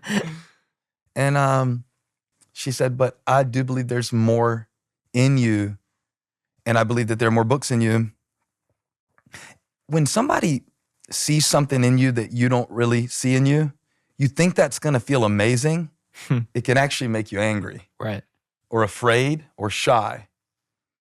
It's the reason if I looked at you long enough.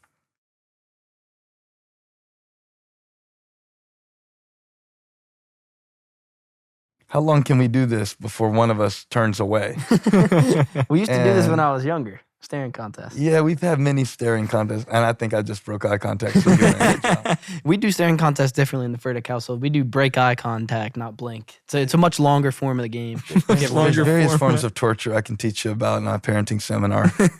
That'd be my new thing, dating seminars to parenting seminars. I think I'm ready for it now.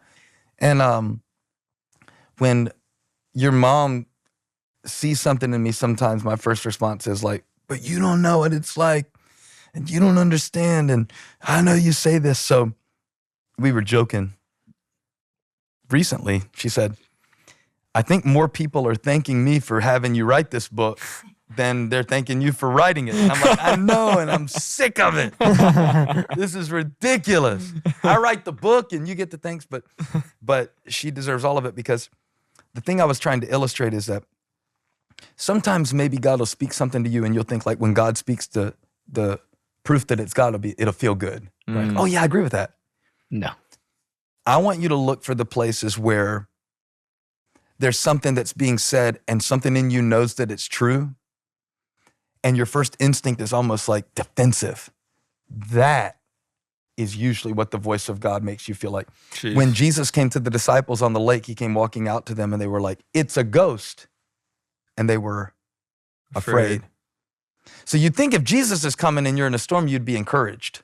This is awesome. He's going to save us. It's Jesus. They didn't recognize him. And a lot of times God comes in a way you don't recognize, and your first instinct is fear. Your first instinct isn't to feel relief. Your first instinct isn't to feel encouraged. And sometimes God is going to show you the thing that he has for you, but it's going to be straight through your fear. It could be through speaking out and you're used to being quiet. It could be through God calling you to give up something that you think you can't live without. But sometimes that's God pushing into the place that you feel afraid of. And it is true that I wrote this book, not for myself, but to myself. Wow. Yeah. I wrote this book to myself saying, there are two yous. Not that I'm schizophrenic, maybe I am. But there's the old me, the old way of thinking. Plot twist. And then there's the new me that's being created in the image of Jesus and conformed to the image of Christ and changed by the Spirit of God and is controlled by the purpose of God. So do the new you is a way of saying this, like, me is a moving target, right? How much do they say, just be yourself, just do you, Right. as if that's actually practical life advice. Right. Because the question I want to follow up with is what? Which me? Yeah, exactly. Which me should I be? And not that I'm a hypocrite and that I'm over here living a lifestyle that would shame Christ and over here trying to pretend to be a Christian, but honestly, which me should I be? I'm going to be a different me when I show up for my role as father, than I'm going to be when I show up at my role as husband, than I'm going to be as I show up in a role where I'm meeting someone for a business lunch. There's going to be many different me's. Now, here's another analogy I want to give you. And I'm way off your question, but I don't care because it's good. When someone says, do you, and I know that saying itself is a little old, but you still hear it. Do you? Do you? When someone says that or something like it, what's another way of saying it? Just do you. Yeah, Just do you. Live your truth. Do you, boo-boo. Live your truth. Yeah. Live your truth. Okay.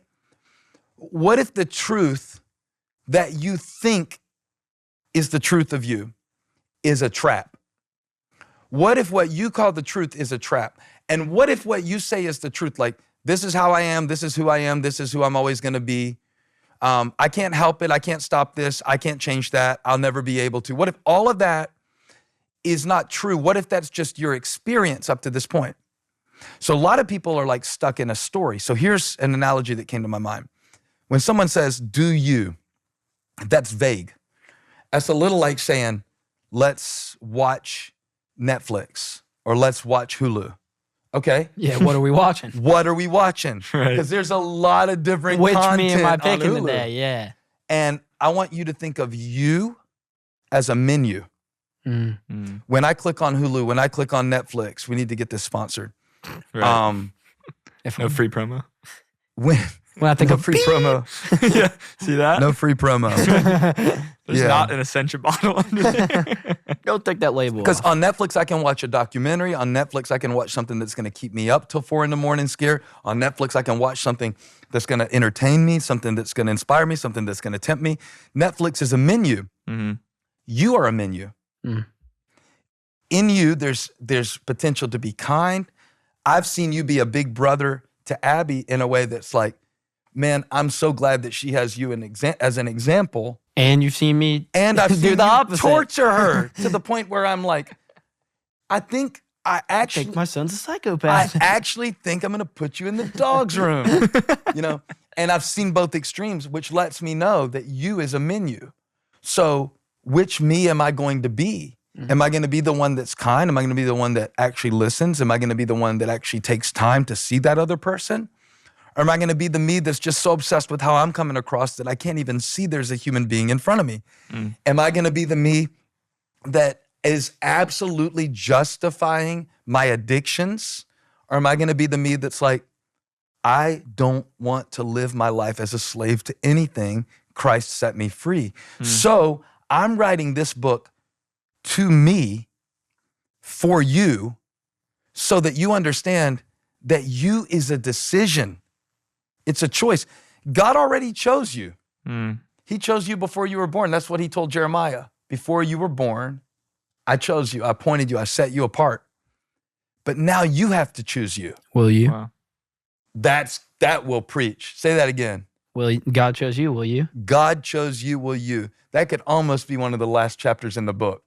Maybe it is. Jeez. And the fact that you just said the title of the last chapter of the book lets me know you finished it. Let's go. And I'm very proud of you for that. And that wasn't intentional. You did not skim.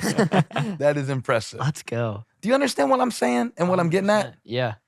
Because there was the me that I could see at that moment that was like, I'm not an author. And then there was the me that Holly was speaking to that I believe that is the me that God saw that, no, your words can help more people push past that. So if this book speaks to you, it's because I wrote it to me and I wrote it for you because We're all choosing at all times. Right. And I'm really thankful. Not everybody has a wife like that. Not everybody has a friend like that. But hopefully I can be a friend and a voice to you like that. And that God can use me to speak to you to say, like, there is more to you than just what you see right now. And please don't think that this is all you're ever going to be. And please don't think that because good things haven't happened to you yet, or you don't have a lot of friends right now, or you're not popular right now, that in no way defines you. You are unfolding. You are a story God is telling. You are a messy masterpiece in the making.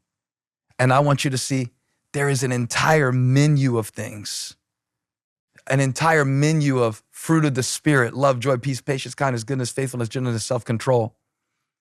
The you that you get a glimpse of sometimes, when you're really patient, or the you that when you're kind, or the you that when you're able to just be still for a minute, that you, that's the true you. That's the real one. Everything else is a costume. Everything else is a decoy. Everything else is a distraction. So this book is to me, for you. Right. Yeah. It's amazing. To you, for us, to us. There's a lot of overlap. Wow, this is a very meta Yeah, audience. but it's all true. Do you know what I mean though? Yeah. Like Uncle Eric, one of my best friends from way back, Shout out Uncle Eric. he read the first chapter and he's like, I read it and I cried. I felt like you were writing it to me. I was like, I'm glad you felt that way. I was writing it to me, for you. For you. And I hope everybody gets that, to know, like, because I started off by saying this, all right, you hear a lot of stuff about do you, that's a trap. It just basically says, like, you are the habits and patterns you have right now. Just express them. If you want to just be, late to stuff, I'm just a late person. If you just want to sleep in all the time, I'm just not a morning person. If you want to be basically like, I don't know, rude and disrespectful and everything, that's just tell it that's how just it who I is. am. I tell it how it is. Exactly. Another good one. That's I just tell it how it is. I'm just saying what everybody else is thinking. right. Maybe you shouldn't. Maybe there's a reason they're thinking it, And not saying it. There's a filtration process. Right. For crying out loud. But then here's another thing we really need to talk about. And I want to know what both of you think about this. Okay. I think just as dangerous as the trap, just do you. Right. Just, this is who you are. Don't worry about it. Okay, self-acceptance is good. I believe in that. I believe in being unique. I believe that God made you in a certain way. I believe you're allowed to, like certain things and gravitate towards certain things and have a certain personality. I just don't want your personality to be seen as something permanent, because I want God to be able to grow you and change you and expand you. And I think all of us want that. Right. But if do you is a trap, then there's also another extreme, and I call this future you, which is like a treadmill. Yep. Trap of the treadmill. The trap, do you, the treadmill, future you. Become this person, Yep. and then you will be lovable, then you will be successful, then you will have made it. Future you is like you with an 8-pack, reading 17 chapters of the Bible every morning before 6 a.m., grinding your own coffee before you go to grind on your startup. And this is future you. And Yeah. you could do it for like 3 days and you collapse. Yep. And what I'm trying to get you to see is that there's a way out of the trap and off of the treadmill. And it's not do you just as you are right now forever and ever and don't change, raise hell over the summer and never change. That's what we used to write in each other's yearbooks. And it's not the treadmill of, out there, that's the version of you that will be worthy. That's the version of you that will be successful. That's the version of you that will be okay. That's the version of you that is actually worthy of having friends. That's the version you don't have to be ashamed of. Because Jesus accepted me right now, and he loves me like I am, and he loves me too much to leave me that way. Because he knows the me that existed before any of these other things set in. Right. So like you go through life and you start to define yourself by ways you were hurt, ways you were disappointed, ways that you struggle, things that people have spoken over you, things that people have withheld, things that happened intentionally and unintentionally. And it becomes like layers, and you define your life by it. So now you're either in the trap or the treadmill, and either way is going to leave you exhausted and discouraged and stuck. But God says, before you were born, Jeremiah 1:6 Yep. and 7, I knew you. Mm. K-N-E-W. The new you. Jeez. The new you, the one that you want to become, the one that you get glimpses of sometimes, it's not something in the future that you have to work to be. Yep.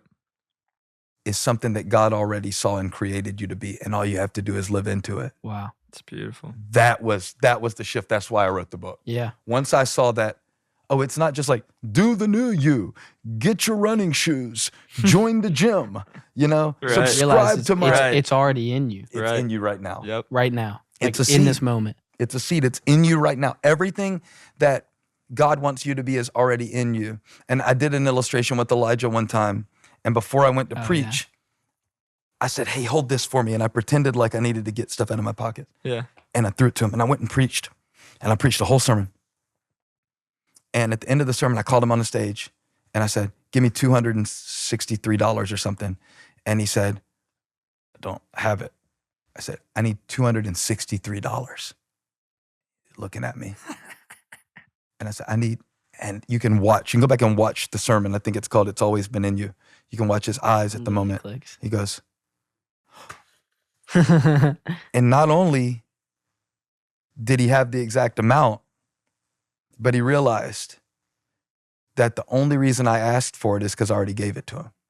Jeez. And it was a beautiful moment for all of us in the room because we realized that what I was illustrating with my wallet and Elijah is true of us and our Heavenly Father.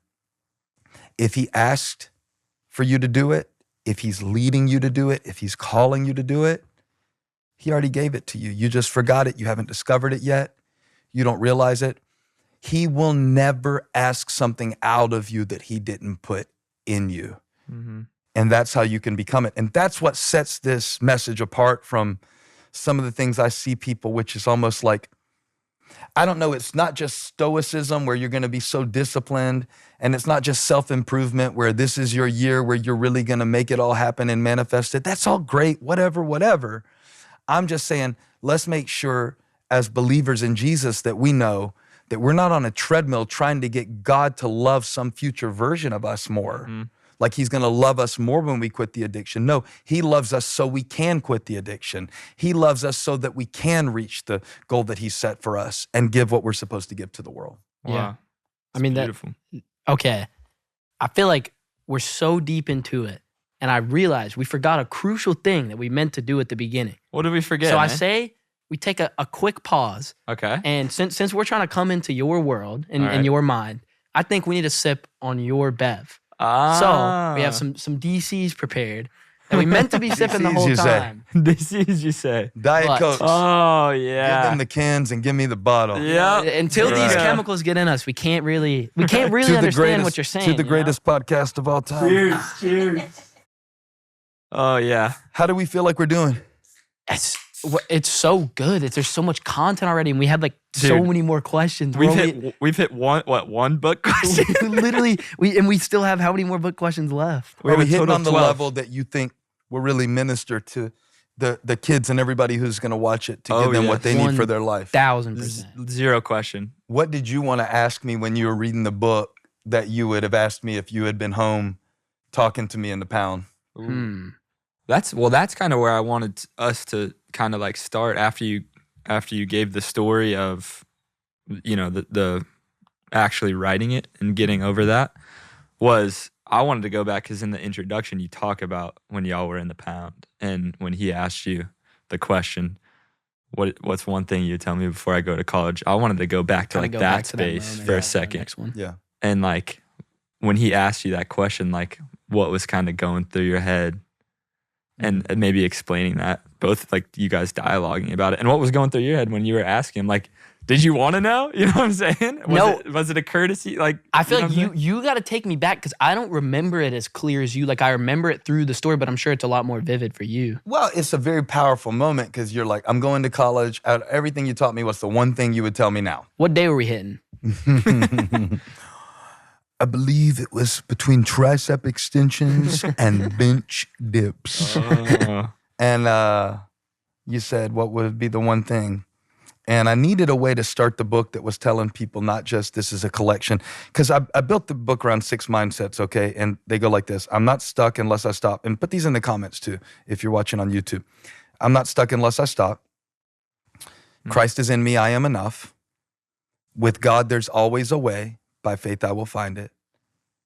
God is not against me, but he's in it with me, working through me, fighting for me. My joy is my job. And God has given me everything I need for the season I'm in. So rewind that and then tell me which one you think that's the one I need. I feel that one because I wrote all of these for myself. Right. One of them I wrote 11 years ago. One of them I wrote 14 years ago. One of them I wrote 14 months ago.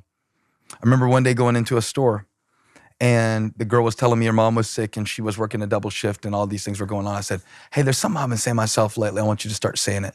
I said, repeat after me. With God, With God, there's always a way. there's There's always a way. And by faith, By, By faith, faith, I will find it. I will find it.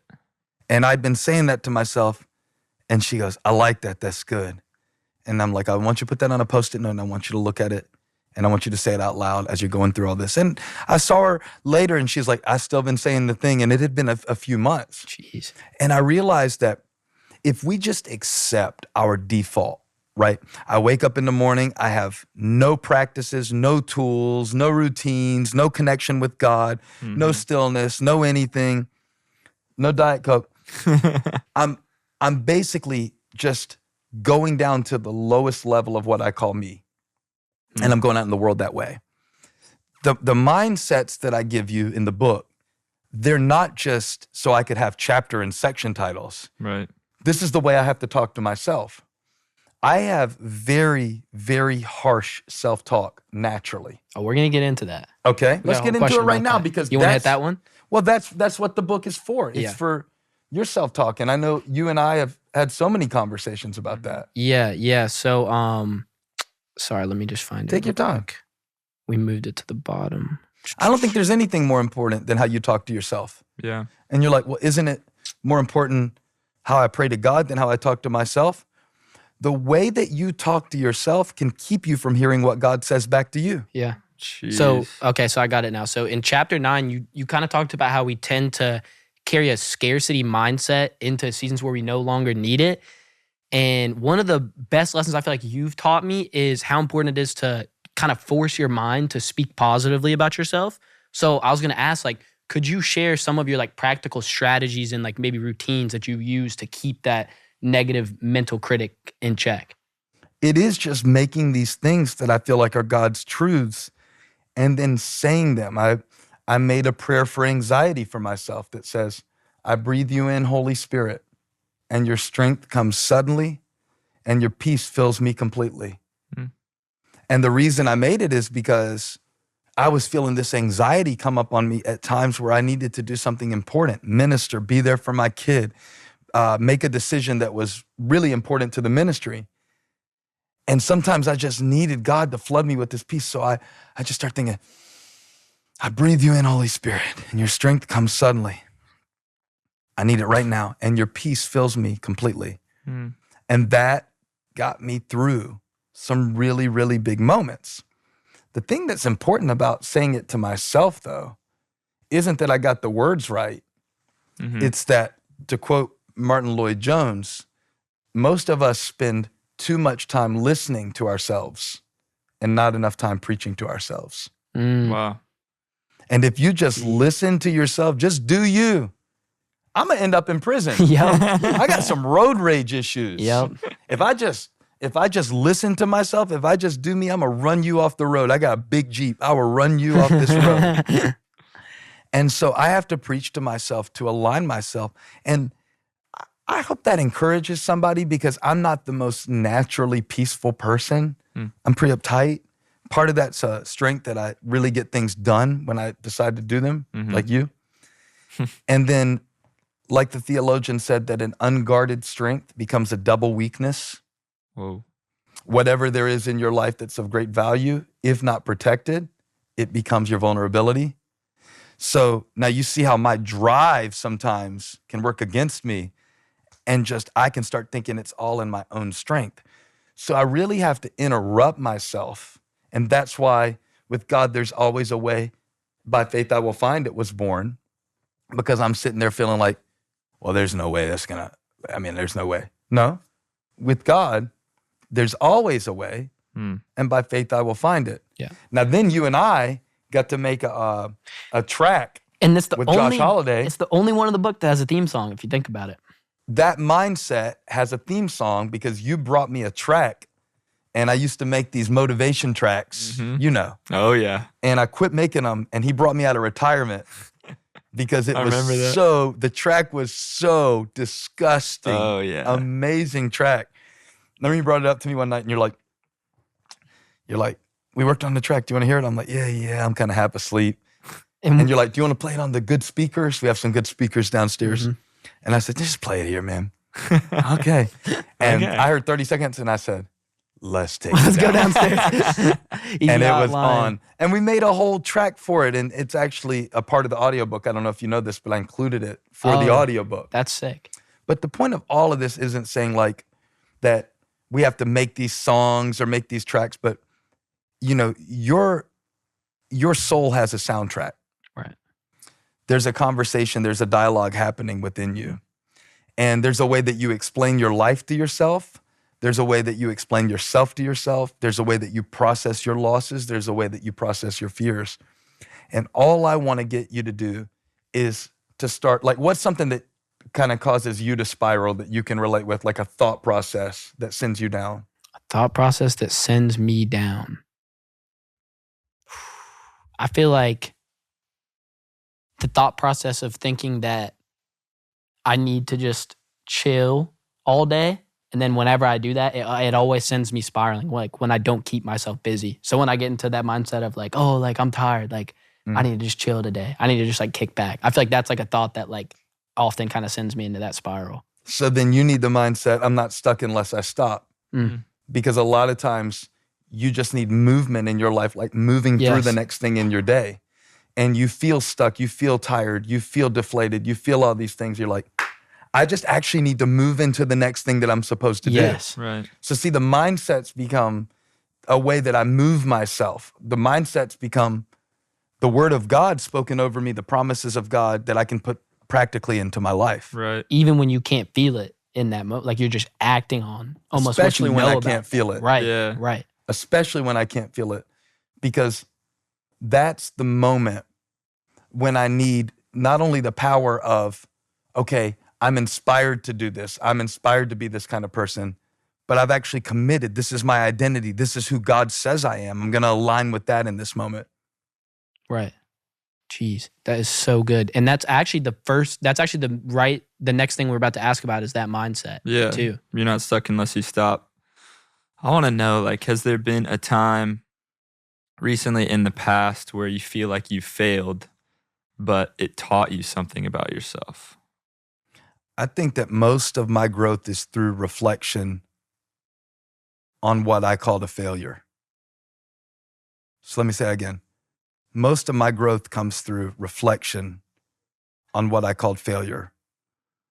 And whether that's a way that I acted toward my family that I don't think was the best example, whether that's the way that I interacted with somebody that just pushed my buttons, or whether it's something that I tried to make or do that I didn't feel like came across the way I wanted to.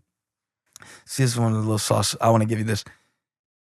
If you're not like sitting down with those failures that you think like, what was that?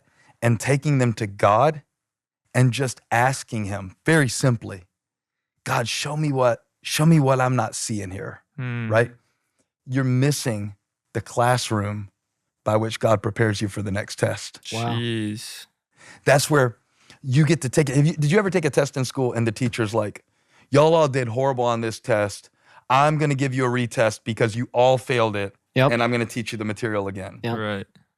You get to do that with God when you bring him something where you're like, okay, I feel ashamed of myself here. Okay, what am I going to do about that? Well, first I'm going to say, God, I thank you that you forgive me. I thank you that Jesus covers all my sins. I'm forgiven. I'm not what I did. I'm who you say I am. And I know that you forgive me. But now I want to move past just the forgiveness And I want you to show me what I'm supposed to take from this for the future. You will be shocked what God shows you. Jeez. I'll sit down with a notebook sometimes and do that. Sometimes I'll just reflect on it. Some of my best sermons came from leaning into my losses. Why did I feel that way? Why did I respond that way? And people will sometimes thank me for my sermons, and it'll surprise me what they'll say. Not, thank you for your wisdom, thank you for your depth, thank you for your scriptural knowledge. Thank you for being real. Mm-hmm. Yeah. And I'll go, well, you're welcome. What else am I supposed to be? Right. No. You actually tell us the times where you blew it. Embarrassing stories I've told through the years remember the packing peanuts on Christmas, and your mom took some boxes out and they were packing peanuts in them, and then she left and the packing peanuts blew all over the yard. And I've been preaching all these Christmas services, telling people about Jesus is the Prince of Peace. And I'm out there in the yard cussing a day after preaching about some packing peanuts. And I looked down and Graham was there listening to me. Ooh. It's a bad feeling. That was in Crash Chatterbox, right? I put that in a book before too, and I shared it on stage one time. Yeah. And shortly after I shared it, I got a message about someone at our Toronto campus who had lost her husband suddenly. And I felt compelled to call her, and I said, I called just to tell you I'm sorry you lost your husband, and that I'm praying God's peace will cover you, and I'm really sorry. And she said, I'm so glad you called. Thank you for telling the story about the packing peanuts. My husband wasn't a really religious man, and I had to drag him to church, and that was the first time he ever went. And when you shared about the packing peanuts, he was like, okay, I'll listen to this. This is real. Jeez. So what I learned, JT, it's not just like I fail, I learn from it, and I never fail again. It's even You use that failure. through Yeah. using the failure that I even bring into the conversations. I will notice people in the congregation going, when I'm up there talking about how strong and courageous Joshua was and all this. And then I go, now me? Strong and courageous? That is not in my bio. Let me tell you how strong and courageous I am. The other day, there was a rat in the house, and I heard Holly scream, and I went and pretended like I was taking a shower. I turned the shower off because I wouldn't do it either. That'll get them And perked up. everybody's there. Why? Because like, okay, now, so you That's can. something I can get. That's something I can relate So to. you Right. can have weaknesses and still be mightily used by God Yeah. Right. Not even in spite of those weaknesses, but like through them. through them. Yeah. It, Jeez. it's in my weakness that I'm strong. There's a verse we misquote from Paul. I might have showed you this before, but he says, when I am weak, then, do you know how it goes? Then You are strong. you are strong. Yeah. No. No? When I am weak, You said. then I am strong. Mm, Because I always thought it was, when I'm weak, God's strong. right. But he actually says, when I'm weak, Then I'm then I am strong. What? Whoa. And I think what he's saying is, that's the point where I know I need to rely on God. And as long as I'm thinking I've got this, I'm going in my own strength. But the moment that I realize my weakness and confess it, Wow. God's like, now you're working with me. Wow. So And it's it's not unlimited. it's not living in denial of that weakness. It's actually that's when you Admitting it. become strong is when you actually acknowledge it. Well, yeah, because think about in a workout, when is the moment in a set of, and we work out together all the time. This is our bond, so please forgive us. Sound like you even someone beat talked us. about this in the book. I don't know if you remember, but Well, I remember when you brought Alex over and he was Help me fail. lifting and he kept telling his spotter, help me fail. Yeah. He'd get to a certain rep. And I thought that was a strange way to say it because I've heard before, help me get one more rep. Right. But what he was saying is, I can only push so hard by myself. And if I don't get to the point of failure, then I'm not going to grow. Right. And so I think a lot of you probably quit too quick right before you hit the growth moment. You quit when something makes you feel uncomfortable. You quit when you feel like you can't do it. And whatever that failure point is for you, with God, he's your spotter. yeah. So Yeah, God yeah, is yeah, going to yeah, get yeah. you through that failure in a way that makes you grow as long as you don't leave the gym. And what do I mean by that? Because it's just a metaphor. I'm saying like, if there's something you're struggling through right now, you're trying to quit porn, you're trying to quit this, you're trying to quit that, or you're trying to start doing something that you know is productive for you, don't just let the failures happen and then the devil beats you up and you feel like you are a failure. Remember, failure is never an identity. It's an event. Mm. So you are not a failure. Do not say, I am a failure. I failed. And guess what? Through my failure, when I am weak, then I'm strong. Yeah. Because the moment that you're growing the most lifting weights is the moment when you're going, The weakest. and you look ridiculous. And your it's face the is worst. like, Yeah. that's your growth rep. That's where you're growing. And it's like that in life. And with God, it's the moments where we're like, man, I feel just absolutely out of my mind right now, but I'm gonna do what I'm supposed to do anyway. I'm gonna focus. I'm gonna show up at church. I'm gonna show up at my e-group. I'm gonna do this anyway. And that's where you let God kind of push you there. Yeah. Like, yeah. Yeah. Yeah. Yeah, that's great. And I that's so helpful for me too, because I feel like I'm going to choose my words carefully because I'm trying to apply the book to my life, but I feel like one of the default me would say that I'm bad at self-reflection and I want to just keep pushing past it because I don't want to deal with it and I don't want to sulk and sit. And one of the things that I can get stuck with is just thinking that that's just who I am. And so I feel like as you're, articulating this, I'm seeing probably so many lessons that I could have learned with God if I would have just sat there with him and not denied the failure, but actually brought him into it. Well, try this. Have you ever done like a walking meeting No. for work? Oh, like, yeah. Like, hey, we need to meet, but I want to get some exercise. Right. Let's walk. Yeah. So laps. do both.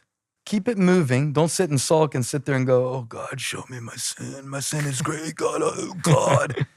Yeah. But like, just kind of take that thing on your mind and say, okay, God, I'm not going to fixate on this because it's going to make me feel worse. I'm not going to sit down for an hour, light a candle, burn some incense. And Yeah. I'm just going to like, as I go through my day, God, I want to kind of think about that with you. And that phrase right there, think about it with God. Like, God, help me think about this and watch what he puts in your life that day to speak to you as you're moving through it. See what I mean? It's not just sitting down at a kitchen table or kneeling down at a prayer bench. It's going, God, that way that's sitting with me, it's just not going away. It's sitting here. So would you show me how to interpret this? And then do both. Because I would add, JT, that sometimes sitting with it and living in it isn't reflection, it's rumination. Rumination is when you turn something over and over in your mind. And that can actually be where the enemy can show up and cause you to go blind to all the good stuff that's around you. Because it would be basically like if we were playing, what sports did you play growing up? Soccer, baseball. Yeah, I mean, it'd be like, it would be like you are still looking at the pitch that you just swung at and missed, still looking at the pitch that you just swung at and missed, and then you struck out. So I don't think it's a bad thing that your feeling is, okay, next pitch. Yeah, in Right. a way, that's a strength. It's a strength. But like you were saying before, sometimes that strength can get flipped. Can become a weakness, or a strength can become a weakness if it's not guarded. A weakness can become a strength if it's submitted to God. Jeez, Wow. that is deep. That is deep. And do that in your life everywhere. What we just did, that was like a therapeutic exercise. You're like, honestly, I feel like my tendency is like, just go get around people. I'm social. Because I know enough about how you are. I don't know you that well, but I know you probably don't want to be alone with yourself that much. Mm-mm. And you're like, that's a weakness. I'm like, are you crazy? That's one of the greatest strengths. People would kill to have the people skills that you have, right? So we're not trying to eliminate that from your life. Right. We are just trying to join that with the part of your life that can sometimes tend to use that as a substitute for actually working through an issue. Right. And the more we start seeing ourselves that way, how God sees us, it's like, oh, old you, new you. It's not like all of that is bad and I need to just hate who I've always been and change it. Future you, treadmill. Yeah. It's just integrating it and saying like, God, why did you make me like this? How can I bring more of this in here? Right. And then you get to partner with God in finding out who you really are. Jeez. So it's almost, it's exciting. It's like you get to do this new thing. Basically. It's like an experiment. It's like the other night she was cooking some soup and it was just me and her eating. And I was like, don't you love just cooking for two people? And she's like, well, yeah, I mean, I wish kids were here. But and I know this is making you kind of lust right now after the food that you're not getting while you're at college, because I know you've been on steady ramen. Yeah. But so she's like, the dinner will be ready in such and such time, and it took a lot longer. And when I came out, she was like, I know it took a little longer, but man, I had fun playing around with the soup. I put a little of this, they didn't have this, so I had that. And then last time I did this and I did that. And I'm thinking like, you are kind of like that soup. And it should be a feeling sometimes, not just of like, I got to get better because I suck and God hates me and I'm going to burn in hell if I don't fix this and he's never going to be able to use me. It's like, man, okay. Or just like, this is an experiment. Mm-hmm. Right. I like to think of like myself as I'm a beta version, not beta like alpha, beta, not that. The pre. Right. The version that's like, I know I still got bugs, Yeah. but there's going to be updates. Yeah. And so for everybody who doesn't see the potential in you because of your bugs, There's going to be updates.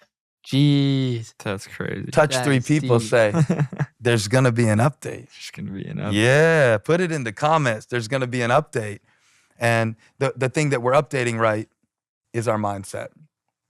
That's how we update it. We set our mind on things above, Yep. update. Set your mind on things above, update. That's what I want to get you in the flow of at a young age in your life. And I know not just youth watch this podcast. Right. I know y'all reach people of all ages. This could be as true if you're 60 as if you're 16. Right. There's still updates. Abraham became the father of many nations when he was 99. Crazy. So there's still updates available for your life. It's not over. Right. It's never too late for an update. Come on, was boy. that corny or cool? There's a fine line, right? Right. It's never too. It's all about context. If you were like, It's never too late for an update. right. But what I would do if I was preaching it, I'd be like, there are a lot of people in your life. So you could say like, God will use your haters to be your updaters. Ooh. God will use Judas to get Jesus to the cross, because if Jesus stays on the earth, he's limited to his physical body. But if he dies on the cross and he goes down into the grave and he rises from the grave and ascends to heaven, he sends his spirit, and his spirit can live in all of us at the same time, and greater works shall you do. So he used Judas to bring Jesus into the earth in the form of the spirit. Through his hater. Through his hater. Your haters are your updaters. And some of you would think, yeah, that would have been great if I could have heard this when I was a kid, but I'm not a kid anymore and I wish I could have. But you need to talk to Abraham, because Jesus spoke about a man named Abraham, and Jesus said, before Abraham was, I am, and that's when they wanted to crucify him. And Abraham said, God, will you give me an heir, seeing that I am childless, and Eliezer is my servant, and he will inherit everything. And God said, you shall have a child, and it shall be your seed. And when he was holding Isaac, he realized it's never too late for... And then hopefully everybody would say, Says update. an An update. update. Dude, and then you we give just it. got a master class. And then you do it. Jeez, he just took some real random That thing. thing I about said. is it corny or it's cool? I noticed that shows About up the in context. creativity. We were writing a song this week and we were being real serious. Oh, this is serious. And then there was a moment where like bathroom break or whatever. And I did something just that I thought was, and I'm going to show it to you because I'd like you to put some production on it. Oh shoot. And I'm going to show it to you. But it was something that I was like, is that corny or is that awesome? Yeah. And that kind of goes to the thing, like we are so, can I speak to this? Yeah. We are so consumed with cool. Mm. We are so consumed with acceptance. We are so consumed with being guarded that some of our best stuff never gets shared, whether that's how we show up in our friendships or who we really are deep down. Mm-hmm. And we cover all that up for the sake of cool. And the friends that we win by pretending to be something that we're not aren't friends with us because we're pretending. Right. They're friends with some They're pretend version. friends with the pretend version. Yeah. So what did you gain? You gain nothing. You've gained nothing. Jeez. And it's not their fault either. Because that's what you you're just trying to presented. Show 'em. Yeah. Okay. In chapter 2, you talked about how we had the choice to either argue for our limitations or agree with God about our potential. That's my favorite. It was banger Mm-hmm. line. What advice do you have to the kid out there who maybe can't figure out what they want to do in life, where their potential is? How would you speak to that? Because I feel like that's a very pressing issue with like this age range. You are accurate if you say that we have no idea what our potential is. That will always be true. Mm. But think about the first part. I think you hit my favorite line in the book. And I don't know who said it first. I heard Les Brown say it. Okay. You have something special. Yeah. Somebody tell Les Brown to hit me. I love Les Brown. Somebody tell Les Brown. He gave me that line, but I don't know if he made it up. But he said, if you argue for your limitations, You get to keep let me start it all over. If you argue for your limitations, you get to keep them. Do not say I am only. Then I added a back half to it. If you argue for your limitations, you get to keep them. But if you agree with God about your potential, you get to grow into it. Mm. So I'm going to say the whole thing again. If you argue for your limitations, you get to keep them. Put this in the comments. If you argue for your limitations, you get to keep them. That means if you go, yeah, I'm bad with people, then you get to keep being bad with people. That means if you say, I'm not disciplined, then you get to keep not being disciplined. And then you get to flunk out of school. And then you get to be homeless. I just take it as dark as I can. I'm like, I hope this isn't my path. Yeah. You're not undisciplined. But if you say that, if you say, I'm not disciplined, I'm not good at focusing, I'm not good at music, I am not good at this, I am not. My thing was that I shared in the book, I'm not a workout person. Yep. Yeah. And we literally have that in a question. Yeah. I'm not a workout person. Yeah. And that's what I told Buck when I started having him work with me and show me stuff. I'm like, I'm not a workout person. I don't do legs. I don't do chin-ups. I don't do cardio. Right. Like, so you just bench. Yeah, I just bench. You can't make this up. That was literally the next question. Really? Is about, I Yeah. love the story from chapter 4 where you said you weren't a lifting person. We're in the flow. We're in the We're in the flow. flow. We're in the flow. Because look, if I say that and I argue for it, it will become self-fulfilling. I'm not a workout person. I don't work out. I'm not a workout person. Right. But if I agree with God, I'm using working out as an illustration about my potential, I get to grow into it. Mm. The first part of that is just to agree with God that I don't know everything that's in me.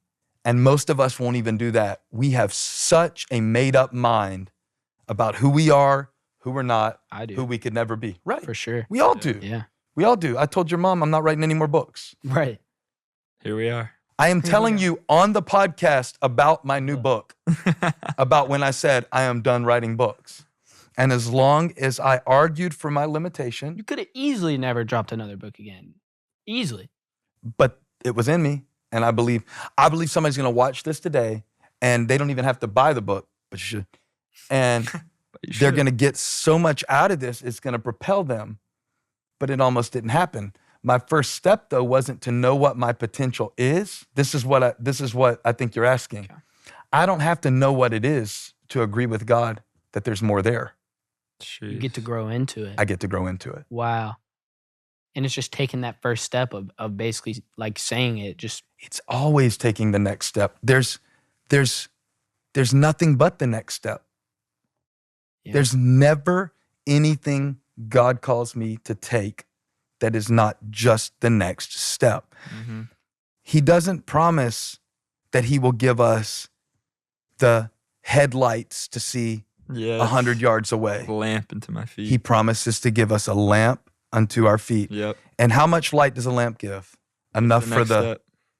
next step. So just put in the comments, next step, next step. Thinking that way is way better than, I see a lot of kids getting this, I don't know what I'm supposed to do in my life. What am I supposed to do in my life? You're 14. Play a video game. Right. exactly. Play a video game. Read a Bible verse and play a video game. Right. And And you know what I'm saying? Like we can get so overwhelmed by the destination that we don't really commit ourselves and devote ourselves to what God has revealed because we're so consumed by what he hasn't revealed. right. And I just think you need to take that quote and think about it a little bit because it is so powerful. If I agree with God, okay, yes, God, I'm limited. Yes, God, I'm I'm maybe nothing special in other people's eyes, and I may not play professional sports, and I may not do all these things, but I agree with you that you've put more in me than my mind can comprehend. And I agree with you, God, that you're going to show me what you put me here for. As I take the next step, you get to grow into it. And that's really the privilege of walking with God, is that he shows you step by step. You're like, wow. It's almost like the other side of that coin of the fear that comes with that is the excitement of, like, you could either sit there and be scared of, oh my gosh, there's so much, I don't know what I want to do with my life, or like, oh my gosh, like there's so much potential for me to grow into this. I don't even know what I want to do with my life. Like, there's nothing but potential. That kind of unlocked that for me a little bit. Yeah, so in other words, you're flipping the unknown from being something so scary and something that can almost be paralyzing to something that's just endless possibility. Right. And I taught you this, I don't know if you remember, psychologists teach us that there's really not that much difference what our body experiences when we're nervous or anxious and when we're excited. And sometimes I'm worried about the way we throw around the word anxiety, not for people who actually need medical treatment and psychological help. Please get that help. But when you just say, man, I'm so anxious about the podcast today, it's great. I'm nervous about it because I'm excited about it. That's not anxious. Right. Yeah. That's I care. Right. And I'm going to invest my energy into my preparation. Right. Rather than allowing it to consume me. And just sit there and soak in that. Yeah. Sitting there and letting it sour the experience. And so that's true with anxiety and excitement. And it's true with, I want to act it out for you. Watch this. I just don't know what God has for me in the future. Okay. All right. That's the old you, new you. I just don't know what God has for me in my future. Jeez. And that is the new you. Yeah. And so we took the same uncertainty, right? You said it's already in you. It's already in you. And we acknowledge that I don't know. And if God is the author of my life, he's a pretty good storyteller. Right. You ever sit down and watch a movie and you're like, I'm not sure where this is going, but you like the person who made the movie, who wrote it or directed it, and you're like, I always like their movies. Right. See it through. And if you've seen God see you through some things in your life and you believe in him and that you're in his hands, you can get through parts of the story and the plot where you're like, this is confusing right now, but he always makes it pay off in the last scene. Yeah. And I think that's what Joseph was in the scriptures, where he said, you meant it for evil, but God meant it for good. I think Joseph was basically saying, like, the story was really confusing and it sucked and it had some really hard years and there were many scenes I would have skipped. And you might be in one of those scenes right now where you're like, you don't understand, my dad walked out on our family. You don't understand, like, I'm actually in a part of my life that is very abusive and confusing. And that's not only heartbreaking to me, that's heartbreaking to God. He's still the author, and this is a chapter of your life. And now it's time for us to see how he's going to work this chapter into the story that he's telling, because he's not finished telling your story yet. And I want to encourage you with that the story isn't over. And learn to view that as a positive, because it's like, well, that's kind of cool that you don't know what God's going to do with you. That means it could be anything. Right. And you know what I love that you've preached on before that I feel like ties into that is the idea of when you did the illustration with the piano and how, like, what note comes after changes the story. It's like almost as God's writing your story, you get to choose, like, okay, let's say like what you were saying, like you're having like terrible stuff going on with your family. Like, you get to choose whether that in the plot, whether that breaks you or whether it makes you stronger. You know what I'm saying? Like, it's almost you get to walk in. It's as the story's being written. That's right. And it's all based off of what comes next in that next move. I think it was Miles Davis, but I don't remember which jazz musician because I'm not a jazz guy, that said, there's no wrong note. It's the note that comes after. Right. Can somebody grab me that guitar, please, real quick? Yeah. I think it's worth illustrating because, thanks, Josiah. I think it's worth illustrating because it works better on a piano, but I think this will be cool for everyone to see, where basically he's saying, thank you, that there's no, I hope it's in tune, There's no, If it's not, he's tuning it. there's no way to tell if that's a good note or a bad note. And I want you to compare a note to an event in your life. Like, it's just a note. If this comes after, it's dissonant.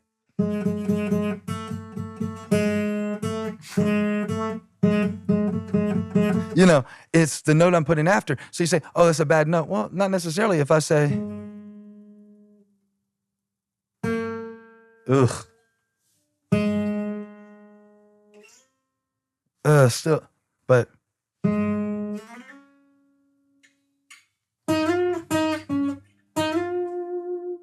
Oh, shoot. Same starting note. What makes it good or bad Comes after. is what comes after the next note. Jeez. So something really horrible just happened, or you made a really bad mistake, and you're like, man, I'm stuck on this note. It would be a real mistake for you to just go deeper down into the spiral, like just make it even worse. Like now you're just running through all kinds of girls, or you're running through all kinds of boys and just trying to fill this hole. No.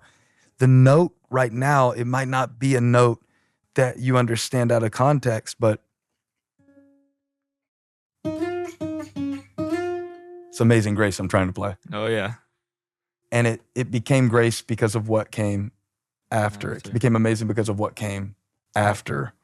And let's learn to do that more in our life. Let's go, okay, I absolutely wrecked that moment. But the next moment, the next step, I'm learning from that, I'm moving forward. And that's how you get out of the trap of like all this condemnation. You could take this before I start playing James Taylor. But it's just this idea of saying like, no. This is not the last note. This is not the last chapter. This is not the final word. This is not the last relationship. This is not the last friend. This is not the last opportunity. This is not my final note. Just put that in the comments real quick. This is not my last note. Mm-hmm. There will be more grace after this. And that's what I love about the new you. The new you is the next note. Yeah. Mm. And the next note. And the next note. And who's deciding what that note will be? Is it always God? Right. Or does he sometimes put it in our hands to say, Yeah. do you want to forgive this or do you want to stay bitter? Jeez. Do you want to learn from this, go back and apologize, and then get better from it? Or do you want it to keep you stuck here? And that's a decision that we make. Until you realize you have that power, you're thinking like, oh, well, my life is bad and theirs is good. He said there's no bad note or good note. It's the note that comes after that makes it a good note or a bad note. And I think that's true of a lot of things that happen in our lives. Yeah. Yeah. It really is. I think that's going to set a lot of people free, including myself, because I feel like, especially for young people, it can be easy to get into the thought of like, okay, I'm messed up. I made this bad decision, whatever it might be. Exactly what you said. Well, then this is who I am. So I'm just going to keep doing the same thing over and over again, where you do have the choice like of that next note. Can you learn from this? Can you grow? Can you move? Can you continue to become the new you? Which is so incredible. In chapter 5, you talked about the idea of working with what you've got and using what God's put in your hand. What would be your advice to a youth today who is so inundated with everything they see on social media and comparison to continue to focus on using what God's placed in their hand? Do something for somebody else. Do something for a kid that nobody else cares about. Do something that's not going to get you any status. Walk over to somebody that smells bad and tell them, hey, I'm going to bring you with me to church. I'm going to pick you up.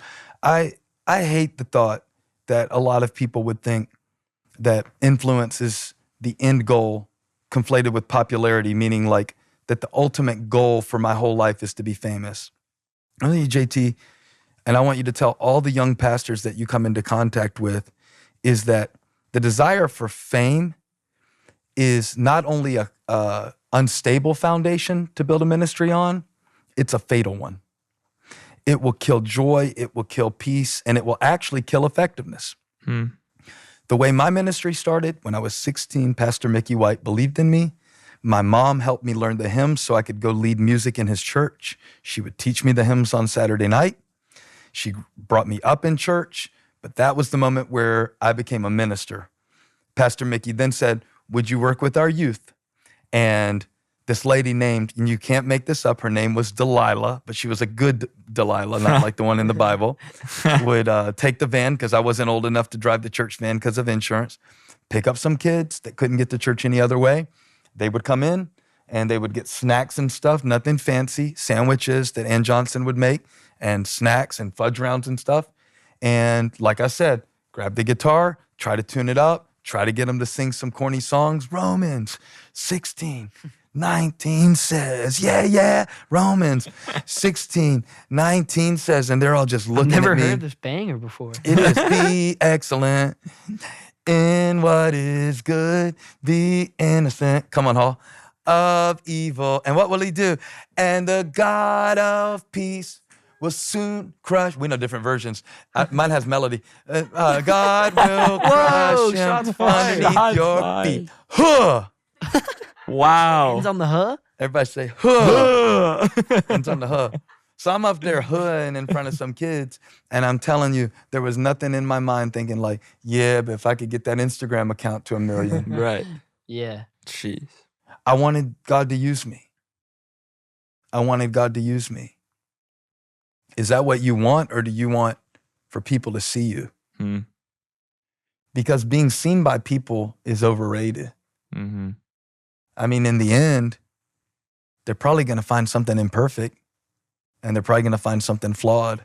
And I say this as somebody who now pastors a church. Sure, it's big compared to what? I mean, compared to the number of people that still need Jesus, we're just getting started. Wow. So I don't see myself as having arrived or any of that. It's always been the same, whether it was me and your mom going to a little church out in Loris, South Carolina, and doing a backyard Bible club in the morning, and then everybody at the service at night was over 70 years old. Whether it was me trying to, in the early days of Elevation Church, hide in the back closet while they started because there were only 3 people in the seats, and I had to lead the worship and preach in a $3.99 polo from Dillard's. The heart of it was never so we can have really nice microphones one day and have our own professional studio. I thank God for all of that. Obviously, I think it's wonderful, and I'm thankful for it, and it's amazing. But I wonder if the reason you're struggling with feeling frustrated is because you are chasing something that even if you get it, it's not going to really fill you. Yeah. So my feeling is that the most foundational mindset in the book is Christ is in me, I am enough. Because that's present tense. Wow. Not Christ will be in me, I will be enough. Not Christ is in me and I will be enough. If you don't start from enough, you never get there. And if Christ doesn't make you enough, what will? So close will? And what's the action step on that one again? Well, I'm not stuck unless I stop. Is commit to progress. Christ is in me, I am enough. It's accepting yourself. Yeah. But not accepting yourself in a way that says, I'm going to stay this way. Right. Accepting yourself in a way that says, the seeds of everything God wants me to be are in me, and he'll water them. Right. And all I got to do is follow him. And all I got to do is when I mess it up, I come to him and he coaches me. See, I know what you're asking me, JT. Like, what's, if there's a kid, if there's even an adult listening to this and it's like, yeah, but I'm not feeling successful. I've met people that are so successful and still so sad. People who are so rich and still so miserable. I've met people who work jobs that we might laugh at that are full of joy. And so I don't want you to chase something that is ultimately empty and miss how full your life really is. Right. Like miss the friends you really do have and miss the opportunities that you had, because my ministry was built on picking up kids that didn't want to go to church and taking them. Right. So when people say now, oh, mega church pastors, I'm not saying I want to slap them, but I do want to school them. I'm like, yeah, you don't know what the heart, I know a lot of pastors and very few of them are in it to be in front of crowds. We started doing what we did because we loved people and we wanted God to use us. Right. And you can start there too. I mean, there is somebody that for them in their life, you could be a lifeline to lead them to Jesus. And here's an example. Cody McSwain brought me to church. Then I met Jody. Yeah. Jody's Elijah's uncle. Shout out Uncle Jody. Shout out Uncle Jody. And Jody led me to Christ. And I would say that not only with my parents' influence and different people who were in my life, but Cody taking me to church and showing up and throwing me in his truck because he's bigger than me. You're going. It set a change. What if God used you? Like, think about the circle of this. I'm here talking to you about this book because somebody cared about me. What if there's something God wants to use you to do that's not even about you? It's about a bigger picture than you. Like, that'll get you out of your misery too. We're just so focused on ourselves sometimes. Like, there is somebody else that needs what you have. Right. And I really want you to defy the devil, the one that's got you scrolling through stuff like, oh, I'm not there. I didn't get invited to that. They're doing that without me. Yeah.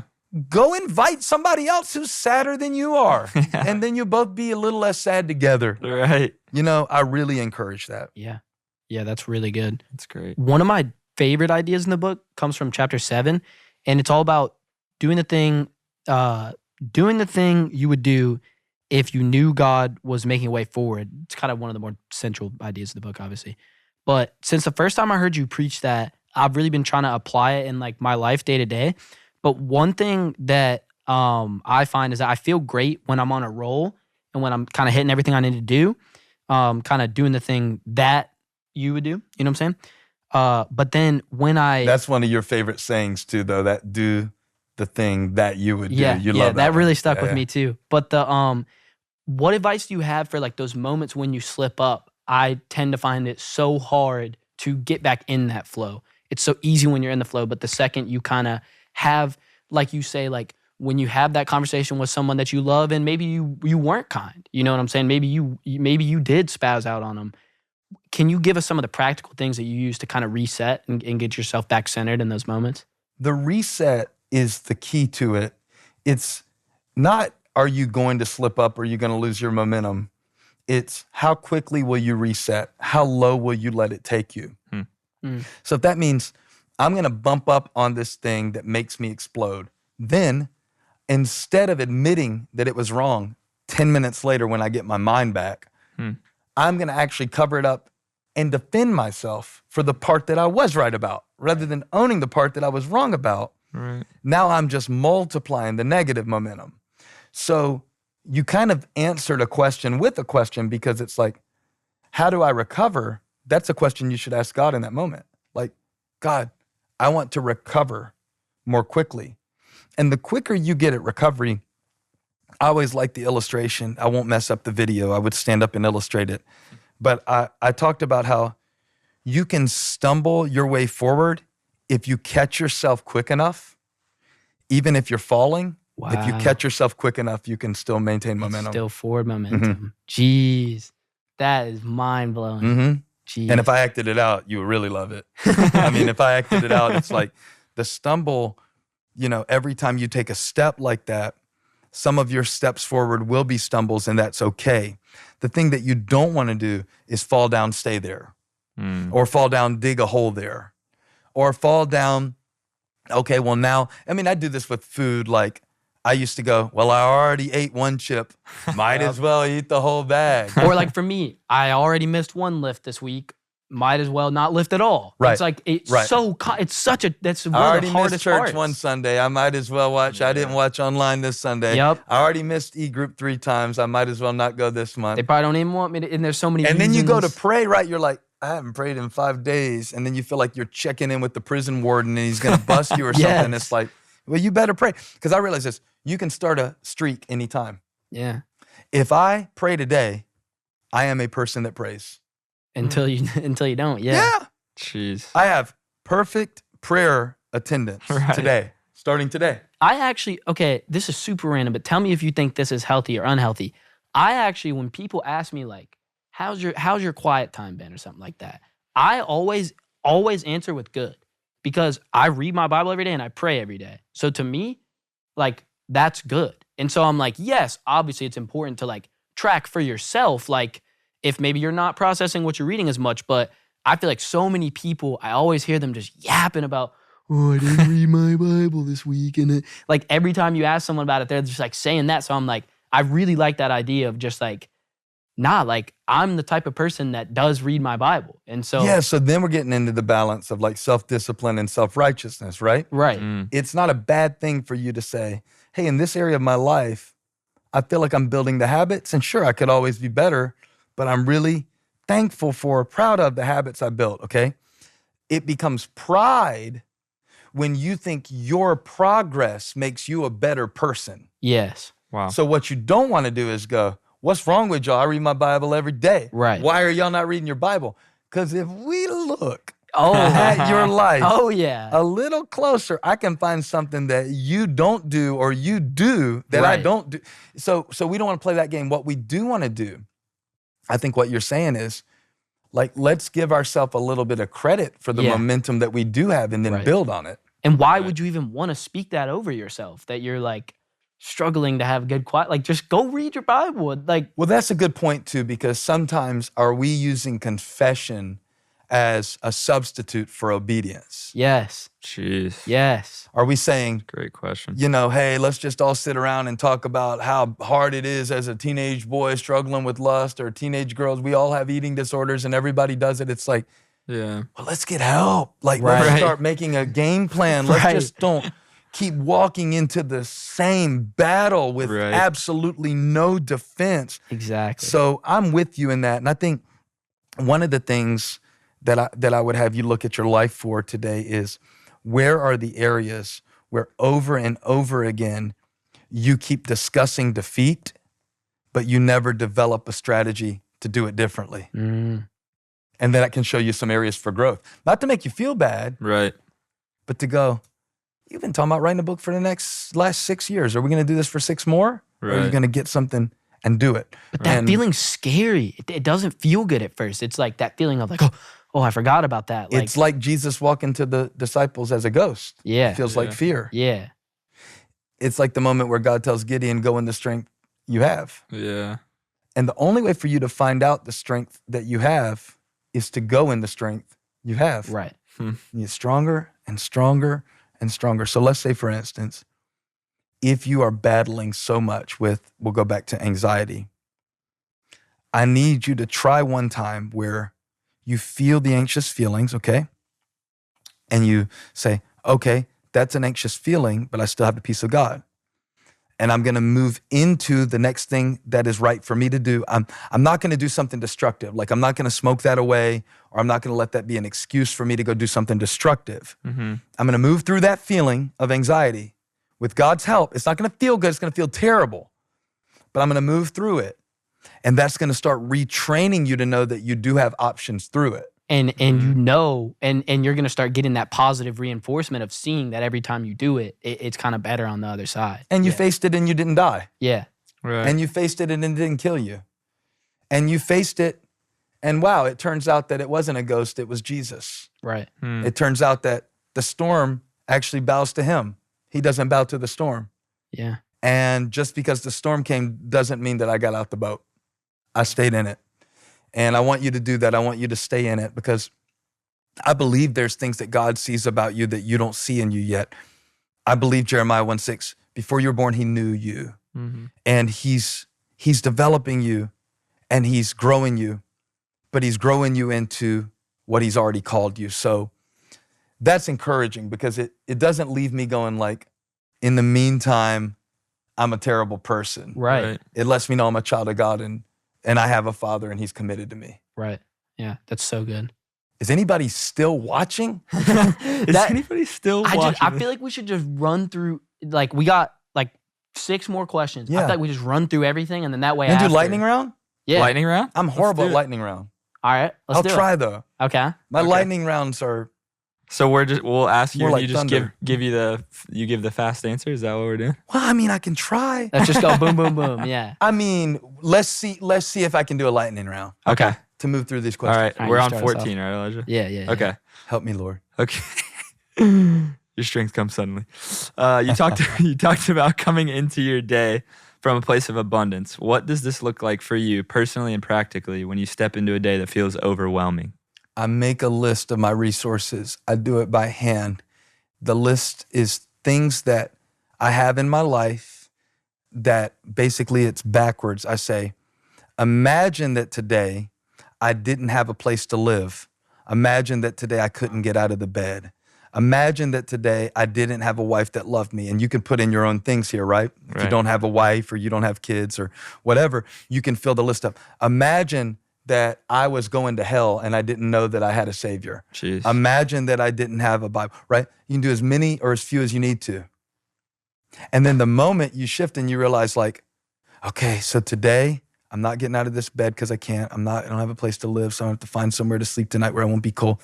And then you realize, I'm already there. Right. I'm automatically in abundance. Yeah. So I do it as a reverse exercise where I kind of subtract the things out of my life. I don't remember who taught me this, but it really helped me. Was it Tony? Is it Tony that says No, that? it's not a Tony Robbins thing, I don't think, but he would definitely be able to explain it better than I just did, and he would know what it was called, and he would be able to break it down and cure you of, every bad problem thing in your you've life ever in 3 had. minutes. And I can't do that, but I do that in my life to go like, oh, I'm actually overwhelmed as if I don't have what I need. But if I start from a place of what if all this was gone and I subtract it out and put it back in, boom, momentum, and I'm in my day. Wow, that's great. Okay, lightning, let's go. Chapter 12, you talked about having a weasel-free mentality, which I literally have a poster of in my dorm. Brought it here. If you're a real one, you recognized it. Okay, so you said, even if the enemy has made an inroads into the garden of your heart and life, even if that weasel tried to steal what God put there, even if it seems like something died right on top of your dreams, it doesn't kill the seed. I feel like a lot of times kids slip into this trap when they slip up in the area of purity, which is one of our core values for this pod that we always like to talk about. Psalm 119:9 says, how can a young person stay on the path of purity? By living according to your word. How would you speak into the importance of that verse? And what would be your advice to that kid who feels like they might be too far gone? Too far gone? I mean, for you to be too far gone, you wouldn't be breathing watching this podcast. Mm-hmm. For you to be too far gone, you wouldn't even want to listen. You are 17 hours into this podcast interview. Too far gone. There's something still in you that's reaching for God because God's still reaching for you. I'll point you to all of the stories in the Bible where we would have said somebody is too far gone.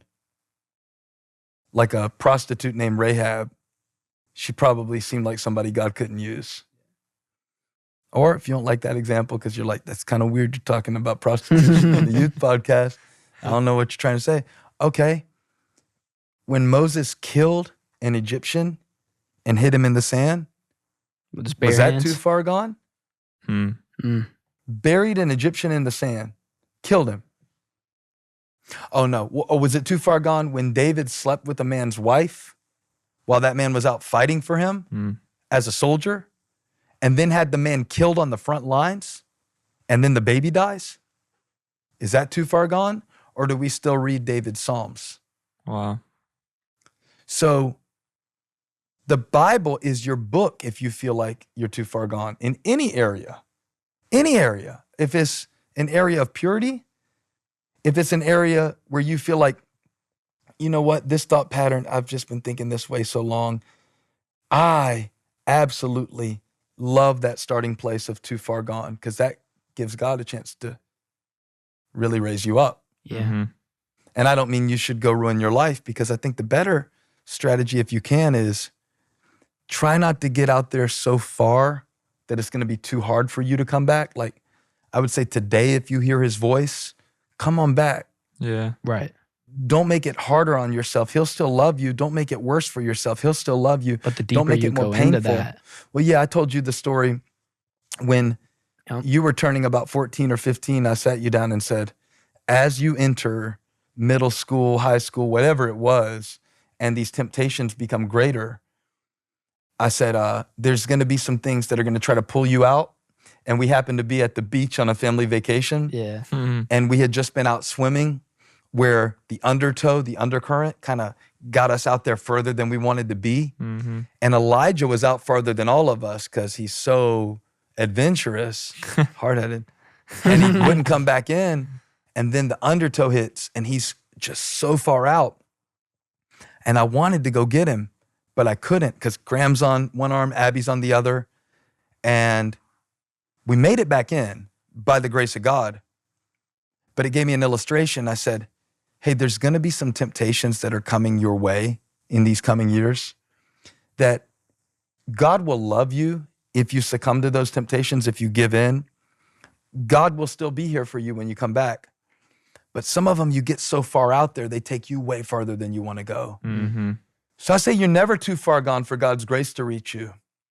But don't go any farther than you have to. Right. Yeah. So Why that would you you? exhaust yourself and miss out on what God has for you. Like, why not now? Why not take this as a word from God right now? Right now. Right now, start coming back, and you'll find that he meets you with that grace because he's right there. Yeah. All you got to do is just walk towards him.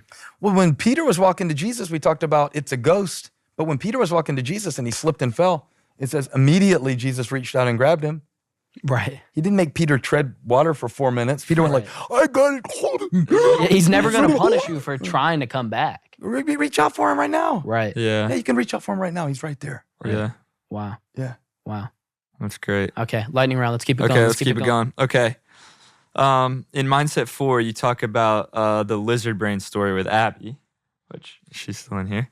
What are some practical ways you can overcome the lizard brain when it seems to be louder than any other voice? All right, so quick recap of the story.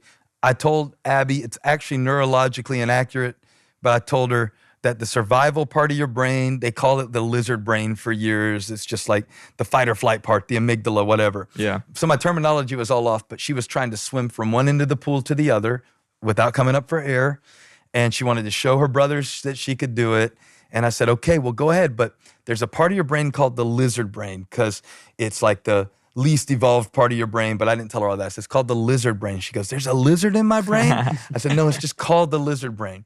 And when you get down there and you start swimming across, the lizard is going to be lying to you saying, you can't make it. You're going to die. You can't breathe. Get up right now. But you have more air in you. The lizard's a liar. Keep swimming. So she swims across. First try. Comes up out of water and says, man, that lizard is loud. And I said, what was he telling you? She said, he was telling me not to keep swimming. And I said, and what did you say back? And she said, Shut up, lizard. I'm doing this. she said, shut up, lizard. I'm doing this. And I think you have to learn how to talk to your fears. Maybe you don't even have to say, shut up. You just like, when you notice that fear pulling you and saying like, you know, you can't take it. You can't make it. You know, you're not cut out for it. Go, appreciate that. I'm doing it anyway. And sometimes it's not telling the lizard to shut up. It's just telling the lizard to sit down. And I like to quote this thinking. Fear, you can sit in the car, but you can't drive. That means you're not going to make me make the wrong decision. Right. You can sit in the car. That's what you're telling to fear. Okay. Yeah, okay. Fear. Hey, you feel something come over you like, Yeah. like, oh, hey, fear. Hey, lizard. Hey, fear. Good to have you. I understand that you have a job to do to keep me from like jumping off a building. Fear can be a good thing. Right. Thank you. Your services are not needed in this situation. I'm good. I'm just like actually just going to school. I'm actually just placing an order for food. Right. This is not life or death. But you can stay in the car because I know I might need you in a minute while I'm driving the car and there's another car coming at me and I get afraid. So you Right. can sit here, but I'm driving right now. And however you need, lizards or cars or whatever. I use a lot of metaphors. Weasels. Weasels. We got Weasels. weasels and lizards. And I did Animals. actually tell my editor for the book, I'm like, are there too many critters in the book? Because there's We a were just weasel, talking about that. there's We a were like- lizard, and we left them all. The okay? joke So- was Josiah said JT's gonna get the lizard confused with the weasel. We were placing bets Right. on that. Yeah. It's There's a lot of critters It's going a science book as well as Weasel a brain. spiritual book. So we have the weasel brain. You know, we all have this need though. Like I think actually, I'm glad we're talking about this because calling it the lizard, calling it the weasel, it actually goes like, oh, but it's not me. on. That's not me. It's the fear, it's not me. It's the pressure, it's not me. When you feel depression, oh, that's the depression, but it's not me. I am the righteousness of God. I am a new creation. This is something I'm experiencing, and God can help me through it rather than feeling like it's who you are. Yeah. Great. That's so good. Okay. Mindset number 5, my joy is my job. You've talked before about how you're not really the most naturally joyful person. I mean, you even mentioned it earlier, like you're not naturally the most peaceful person. Obviously, I relate to that. Got a lot of similarities. But what's the biggest lesson you've learned about getting into your headspace or getting your headspace to a place where you can really experience that joy? That it is my job. I mean, I'm not trying to cop out, but everything that I'm learning about that is in the statement, my joy is my job. Because a job means it takes work. So to think that happiness is just my right, the right to life, liberty, and the pursuit of happiness, but it's a pursuit, right? Right. Yeah. So I need to be the kind of person that can experience happiness. I need to be generous so that I can feel joy. All of those things are very different than waiting on someone else to make you happy. Wow. And the other thing about that is it lets me know that I need to take ownership of my emotions. And saying they made me mad, that may be true sometimes, but sometimes they didn't make you mad. You basically allowed them to trigger you in a way that accessed the worst part of you, but they didn't make you mad. I heard somebody say one day, they put me in a bad mood and I started laughing and they were like, are you really laughing at me right now? I said, yeah, because I just had a picture of somebody picking you up and carrying you over to this place called Bad Mood and putting you Bad in Mood it. City. Bad Moodville. Bad mood. Bad Moon Village. Bad Moon Estates, right? Like, where is this place called Bad Mood? So I think taking responsibility for it is important because it's knowing, okay, I'm not supposed to be happy all the time. First of all, I'm allowed to have some sadness. I'm allowed to have some valleys. God is there too. All of that is a part of it. But getting out of it with God's help is not something I'm going to wait on somebody else to do for me or wait for something good to happen. So basically understanding that God gave me emotions, right? They're a gift. I have emotions. They don't have me. And you don't have to understand what I'm act on saying? those emotions. Right, because it's my job to employ those emotions. It's my job to access those emotions. It's my job to find that place inside of myself. Waiting on someone else to do it is a trap, it's a setup. Right. So it's a complete shift from how most of us think. And you know what I think of when I think of the job is something that you must do. And that's what I liked about the verse that you shared with us, because in response, God literally says, you must go. So it's almost like I asked you, like, what do you do to get that joy? It's like, no, I have to work. And I have to force myself to basically. And it's not like I'm going, be happy, feel good, have endorphins, have serotonin. You must smile. I mean, positive affirmations are good, but I think that's like the happiness joy continuum is where we realize that sometimes the way we use a word, you know how words change over generations? Like sick does not mean I need a doctor to you. Right? And happy, it didn't always mean in the Bible that I have a positive emotional state. It didn't always mean that everything's just like I want it to be. Right. It didn't always mean that I'm feeling blissed out. It meant that I'm basically content with what God gave me. And now we've got a definition of happy that just completely revolves around our sensory experience. I feel happy, I feel sad. So maybe joy is the better word to use to say that the joy that I find in God is a state of knowing that in him he's got me and I'm good. And it's my job to channel that, basically. Yeah. It's my job to bring it forth. It's my job to access it. And it's a gift that God gave me. Yeah. Okay. That's great. Okay. Last one. Last question. Closing it out. Of course, all of these mindsets are important. But if you had to tell a young person, there's one in this season of your life that you should at least try to master. I don't even know if that's possible, but one that's important for you to focus on. Which one would that be? And specifically to the youth, teenage. God is not against me. in it with me. The way that you maybe heard God preached about, God was trying to keep you from having fun. God was trying to keep you from sex. God was trying to keep you from, having the wrong friends. God is trying to keep you from expressing yourself in this way. God is trying to keep you from all of these things that seem so amazing. And then one day you wake up and realize that every boundary God put in your life was a blessing. Anything that he said, don't touch, don't eat, don't do, it was because he had something better that he wanted to give you. And I continue that mindset by saying, God is not against me, but he's in it with me, working through me, fighting for me. And those three things are all important to know, that God is not waiting on the other side of whatever you're going through. And neither is your joy, and neither is his presence. He's in it with you. Whatever it is, good or bad, wicked or righteous, God is in it with you, either waiting to lift you out of it or waiting to work through you in it. So he's in it with you, working through you. He wants to use you. Don't just make your whole life about what you can get. Don't just make your whole life about being noticed or being known. Make your life about being an instrument God can use. There's nothing better. There's nothing more satisfying. I'm telling you, he wants to work through you. And I think my favorite one is he's fighting for you, because whether you have a natural father or not, you have a heavenly father. Yep. And some of the things that you're trying to figure out, let him work on those things. Do what you can.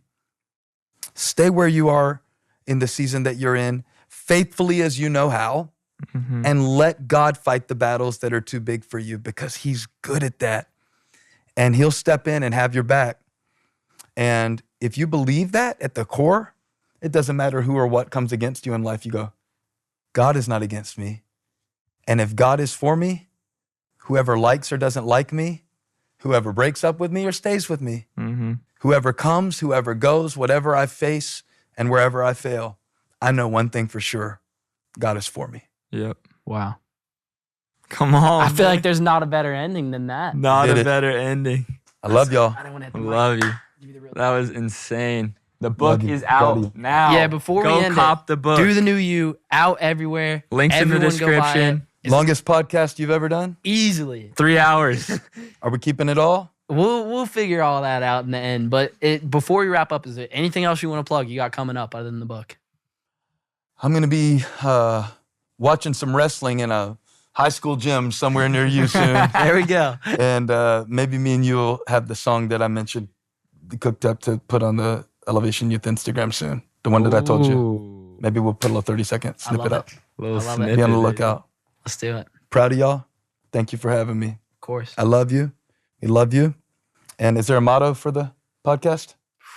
Do we have a motto? No. I don't think we have a motto. No. Youth Nation, your station for inspiration, elevation, perspiration, and coagulation. Let's There it go. is, baby. We got a motto I now. knew like 50% of those words. Right.